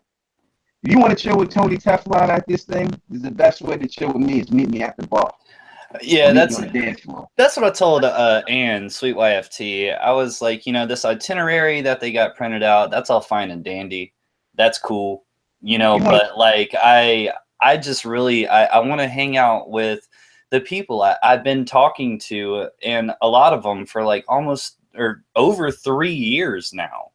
You know what I'm saying? Like we've become friends, and I want to meet these people and I want to hang out with them.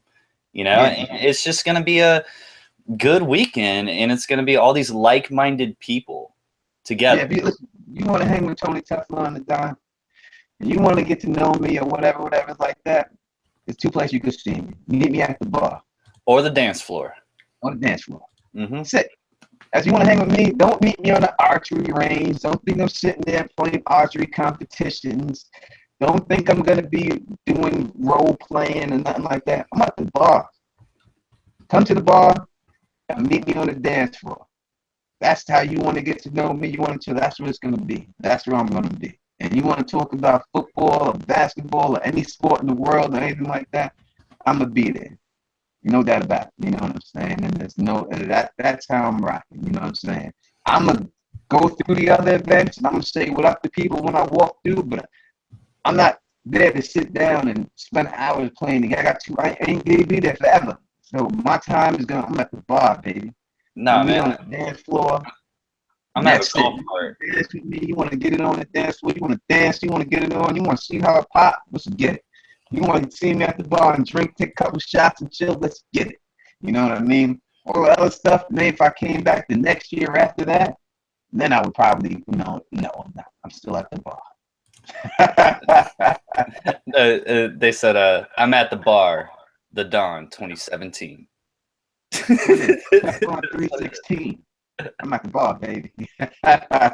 No, man, it's really cool, you know, and I've met 3 people through this entire experience, and the first one was T-Baby. She said she was coming to Atlanta, so I drove my happy ass up there and I picked her up. You know, I took her back home and we did a video with the Hypes watch and everything. It was great. Like, I loved hanging out with her, you know, and I got to meet a couple of people of her family. It was great, you know. And then Pack Mule hits me up. He's like, hey, I know I live in the state of Washington, but I'm flying into Atlanta. Do you want to go to UFC with me? And I was like, well, yeah. You know, so we got to hang out for like 2 days. You know, and then I go outside to smoke a cigarette, and the one true David Adams is standing out there, and he flags me down like, you know, like I'm somebody. I just hear a cracking come like from way over there, you know, and I like turn around. I'm like, I know somebody ain't calling me. You know? Yeah, sure enough, it was David. And it's just been great, you know, just meeting these people and just hanging out and talking and we have a lot in common, you know, and there's also the talk of there's a good chance that none of us would have met each other, ever even came across each other, you know, unless we had this kind of fucked up book series, you know, to kind of bring us together, you know. But yeah, I'm right there with you. It's I wanted to meet friends. I wanted to meet like-minded people. There's only one person I know physically in my life that has actually read these books, you know, and that's how I entered the whole YouTube thing, whatever. I was just like interested in looking, you know, and here we are, myself, 3.5 years down the road. Yeah, man. That's what I'm trying to going out there, meet some people, say what up to people and all that. And I just don't, I think it's a better situation that you want to chill at the bar and do all that, you know what I mean? Because that's what it is, you know. Down gets it in, you know what I mean? And that's what it's going to be for me. And I look forward, I've only met Sweet YT. I met her in person. You can see the video on her page if you haven't. She Go to vlogged. Sweet YT's video. She And you see when I went to Queens, she was in Queens, and took her around Queens and showed her around and stuff. That's really the only people I really met, you know what I mean? So I was just, you know, I'm just looking forward to meeting people and stuff like that. And I mean, I should go down there and see Don Willie because I know he out there. I should go down there more. Next time I go down there and stuff like that, I will get down there and meet more people and hopefully see Don Willie and Ray and Monero Geek and all that. But Monero Geek's scared to run up on the cats. You don't want to run up on the Don Tony Teflon. She's nervous. But you know what I mean. But it's going to be what it is. T Baby, we gonna see T Baby. She may go up in the air. She may have to get put in the maneuver. We gonna see what it be. You know what I mean? Christina Spinks may have to go up. You know, we don't know. We performing the Dirty Dancing routine. It's going down. I guarantee it. It's going down. And I'm gonna put it on tape. And definitely we are going to film from there live, Teflon TV at the convention. They got Wi-Fi. I guarantee you, I swear to you, that I will film up in that even if they don't use my cell phone, I'm gonna film that motherfucker. We gonna get that popping up in there for you. That was so you can see everything. That was a question I wanted to ask you. Well, it's kind of one's a question and then another is an idea that I had. One was were you gonna vlog and like kind of show your experience, you know, to your subscribers after you get back home, of course, and kind of edit, you know, and do whatever. No, I didn't shit. You know me. If I'm gonna do it, I'm gonna do it live and whatever it is, Okay. is. I don't give a fuck about an edit or I want people to see the real deal. You know what I mean? If we are there live, we gonna see the real deal there live. We gonna see what it is and stuff like that. You know what I mean? Like I'm a vlog, and then I'm gonna take it home. I'm gonna edit it, make sure it looks good, and just so everybody can see the fucking fantastic time we had. But I wanted to propose an idea to all of us going, but it's kind of a conflict of interest, you know, because it's like, why are we gonna sit in a couple of rooms away and, you know, like chat together? But it is for, you know, the subs and everybody wanting to watch and everything. So I was like, yeah, let's do like a hangout, you know, for an hour or two, even though we're all kind of right there. With everybody that still follows us and, you know, wants to see you and everything, like we can still do like a live kind of hangout thing. We will definitely do a collabo hangout, Hype Swats, Not So Son, Sisters, Teflon TV, the Don Tony Teflon. We'll all be there. We are all definitely gonna jump on something, but it's not gonna be long because we got people to meet. We got fans. Yeah, we got stuff to do. Yeah, we got stuff to do. With everybody and do something, you know what I mean? And we're gonna get it popping. But as I said, don't look for me on the archery range. Don't look for me on the events. You don't want to do the arts and crafts. You don't want to make your very own dragon egg. Really? No, I mean, I appreciate the people who do. You know what I mean? No, I don't. I'm not there for that. I'm just there to shake people's hands, give them hugs, slap the chicks in the booty if they want it, and keep it moving. You know, that's how I get down. I'm just here to have a good time, man. I'm trying to chill. That's it. If they ask for it's not sleeping weekends. If they ask for a slap on the booty, you'll give them a slap on the booty. Of course I will. If they ask for it. Absolutely. All right. Cool. Yeah. If the ass is bad enough, It depends, you know what I mean? If it's around enough, so I get down, you know what I mean? If it is like that, you know, then I get down, you know, give them a slap, they ask for it, I sign it, I give them the signature on it, you know, whatever, you know, that's how we do. That's how it goes and stuff like that. All right, I need you to hit up Alicia Kingston sometime. She says she's going to be back home in New York a couple days before the Ice and Fire Con, and she wants to hang out with you and maybe Monero and Don Willie as well. You said she got to tell me, just let me know the deal. I said, I'm always down there. I was just down there for the Triple G fight. I was out there live chilling and stuff like that. I was there for the fight before that, the Danny Swift Garcia fight. I went and watched that. So I'm always, you know, just let me know the deal. I'm always be out there. It's not a problem. The great area said that she be doing all that shit, shooting hours, costumes, art and crafts, everything. Yeah, all Bring that your shit. ass, girl. Yeah. Bring your ass, and I'll be there to watch you go down and do all that stuff. I watch you, but I'm not participating. Well, I'm there to cheer people on. You know what I mean? And Yeah. that's it. So and that's it. But I just can't. I can't. I'm not dressing up. That's just. I know a lot of people are and everything else, and I'm glad they are because we need that. You need people doing that stuff like that. The Don told me Teflon is coming in straight down mode, and that's it. When you see me there, is it only 30 days away? That's it. It's the end of April, so that's like 30 and so like 40 days. It's like 40 days away. Damn, it's closer than you Yeah, think. man, it's coming up, dude. It's coming up. It's closer than you think. It's closer than you think. All right, I'll be out there. I'm driving down too, so I'm driving. I'm jumping the whip. I'm gonna drive down there. You see me with the Baratheon sigil in the car. You'll see it right there hanging. Oh, that's how you know it's down there. This is kind of a spoiler alert, but Aziz and I, we're gonna get a bunch of PVC pipe, and I'm actually gonna take that Greyjoy banner down, and we're gonna, if we walk around, not all the time, but like we're gonna have this big ass Greyjoy banner, so you could actually find us and come say hey and you know, stuff like that. You know, I really don't expect there to be too many brothers up in the piece, so I think, you know, when you see the Yankee hat, you know it's me. So I don't think you're gonna have to have any problem spotting me up in that piece, you know what I mean? But you come up to me and say what up and shake my hand, you know what I mean, and all that, you know what I mean? I'm all about that, you know what I mean? But I'm on the Ice Cube shit, you know what I mean? So if you're hanging there, I'm gonna tell you loud and clear. I'm on that Ice Cube shit, so for real, you know, that's what I get down. So you see me, it is what it is. No, I'm gonna be the bald, red bearded bastard on a golf cart running around the entire thing, like trying to run people over and shit. That's gonna be me. No doubt. We're gonna rock.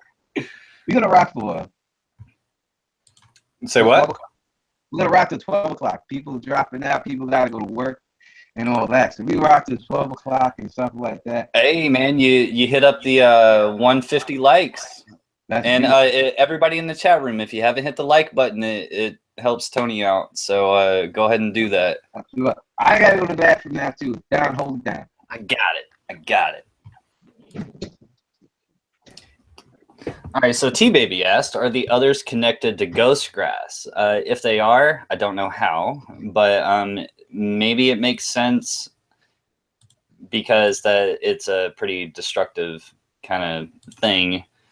So I guess it can make sense, but I think it's just one of those stories, one of those fantasy elements of the books and the novels that we do want to know more because we're pretty involved in this story, but I think it's one of those kind of insignificant things that it's just mentioned because it's fantasy, because it's low end fantasy.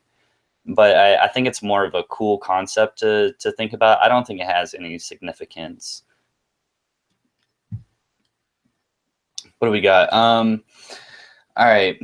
Listen here, Big E. This. All right, and I guess I'll go ahead and say it here. Yeah, I didn't put out the reactions at the end of last season. There was a lot of things going on, and a lot of things got in the way. And actually, I remember doing the episode 9 or trying to get it out there, but I was having a little bit of technical difficulties and things just kind of got away from me. I think I will do the episode 9 and 10 when we get a little bit closer to Game of Thrones, maybe in about a month, because it's two of the really big ones that I still got on reserve. So sorry, Biggie. I will get to it. I promise, sir. Thank you for hanging out.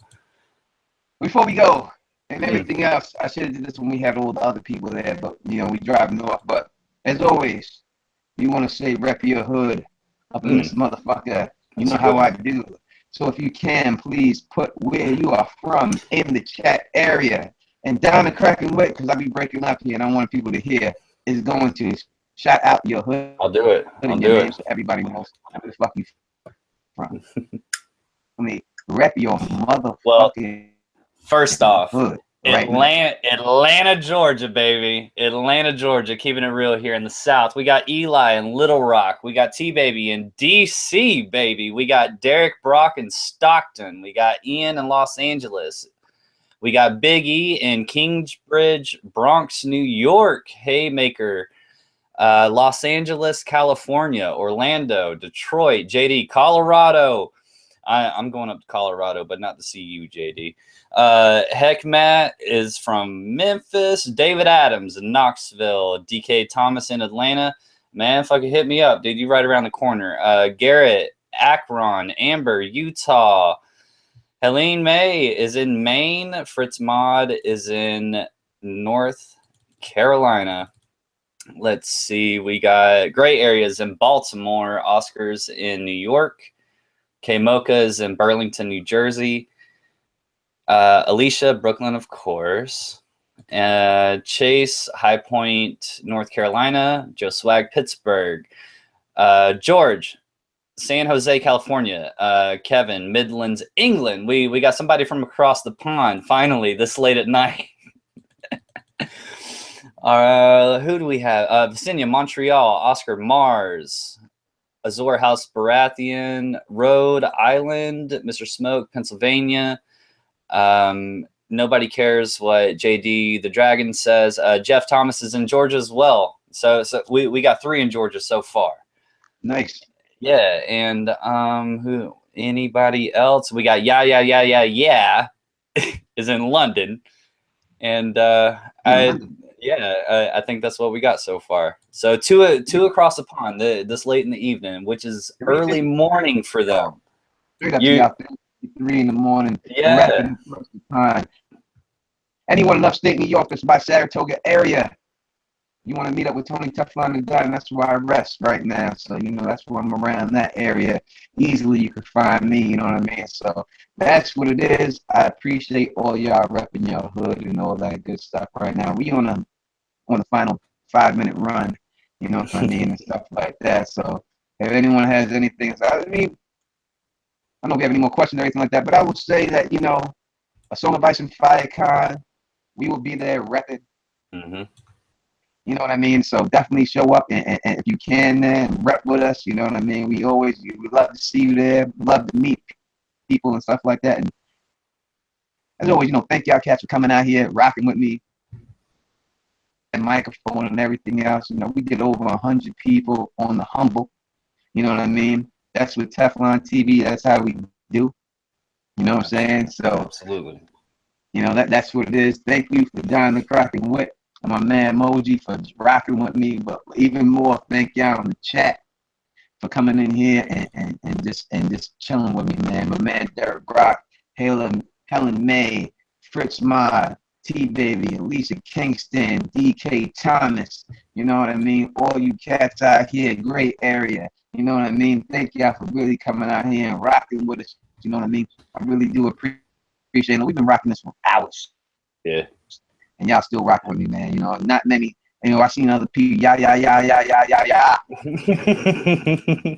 One true David Adams, you know what I mean? What up? You know what I mean? People really try to do it, but they can't do what we do. You know what I'm saying? That's it. And the place you're going to find JD the Dragon, my man, you know what I mean? Hell, may everyone else. Peace out to all y'all. You know, thank you and all love for y'all showing. People try to do what we do, but they can't duplicate. You know what I'm saying? We're gonna have the pregame show running off this season. You know how we do the inventing the pregame show. We're gonna have people from different channels up on that every week. You know what I mean? So that we can definitely have that jumping off. It's gonna be hot. Zora House Baragaton, Haymaker. You know what I mean? JD the Kraken. That's what it is. You know what I mean? And you know the Don be spitting. Y'all Jeff Thomas. You know what I mean? What up? The Don be spitting. You see me at Soul Advice and Fire conference. I'll be spitting that fire. You know, you give me drinking, I start spitting that fire. You know what I mean? That's the way it be. Man, you know, I ain't done it in maybe a little bit, but don't make me do it. Because I tell you, what I did the one video, and I'm saying straight up, you know, I got nothing against, I got all love for Tribe by Tribute and everything else. This is my peoples and everything else. But when I did that video, you know, because they was trying to get at me, and I did the video, and the next video that was dropping was the rhyme. The rhyme was already written. It was gonna be, that's what was gonna come out. I was waiting on it, but you know what I mean? It didn't have to go down. Hey yo, one love to my man Alan Vanderson. You know what I mean? All that. It was gonna go down, you know, and that's how I get down. That's what it was gonna be. It's gonna be the song was about to drop off next. I was about to drop it on it, really, and everything else. But one love to my man Tarzan, Tribe by Trivia, DJ 11. Please check out their show if you haven't had a chance. You know what I mean? And as I said, I'm the champion. I'm not going on the show and just entering the bracket. I am willing to take on the goddamn champion. Whoever wins that show, you can take on me. That's it. That's the way it's got to be, because I'm the down guy, damn it. And that's the way I think that, you know what I mean? Definitely check out the Great Areas channel. Subscribe to her channel. She got some official shit, you know what I mean? She does. Definitely do that, you know what I mean? And that's just the way, yeah. You know, Jeff Thomas, I eat the mugs. That's what's going to go down, you know what I mean? That's it, yeah. Definitely check them out. And I swear to God that I am going to do this Song of Advice and Fire Pyramid. I have all the episodes written and everything else. I just want to do like 5, 6 of them one day. You know what I mean? And that's what I'm going to do. But definitely watch for Song of Advice and Fire Pyramid. The first one I thought was, we only did one, but I thought it was great when we did it. So I'm going to definitely do that. And maybe we'll have the Tribe by Trivia people on the Song of Advice and Fire Pyramid one day. Who knows? All love. That'd be cool. Teflon and Don, you know what I mean? That's the way I get down. So, if you like the way I do this, please thumbs up this, please spread this across the realm, and please subscribe. And until next time, you know who it is. Peace! And stay sexy.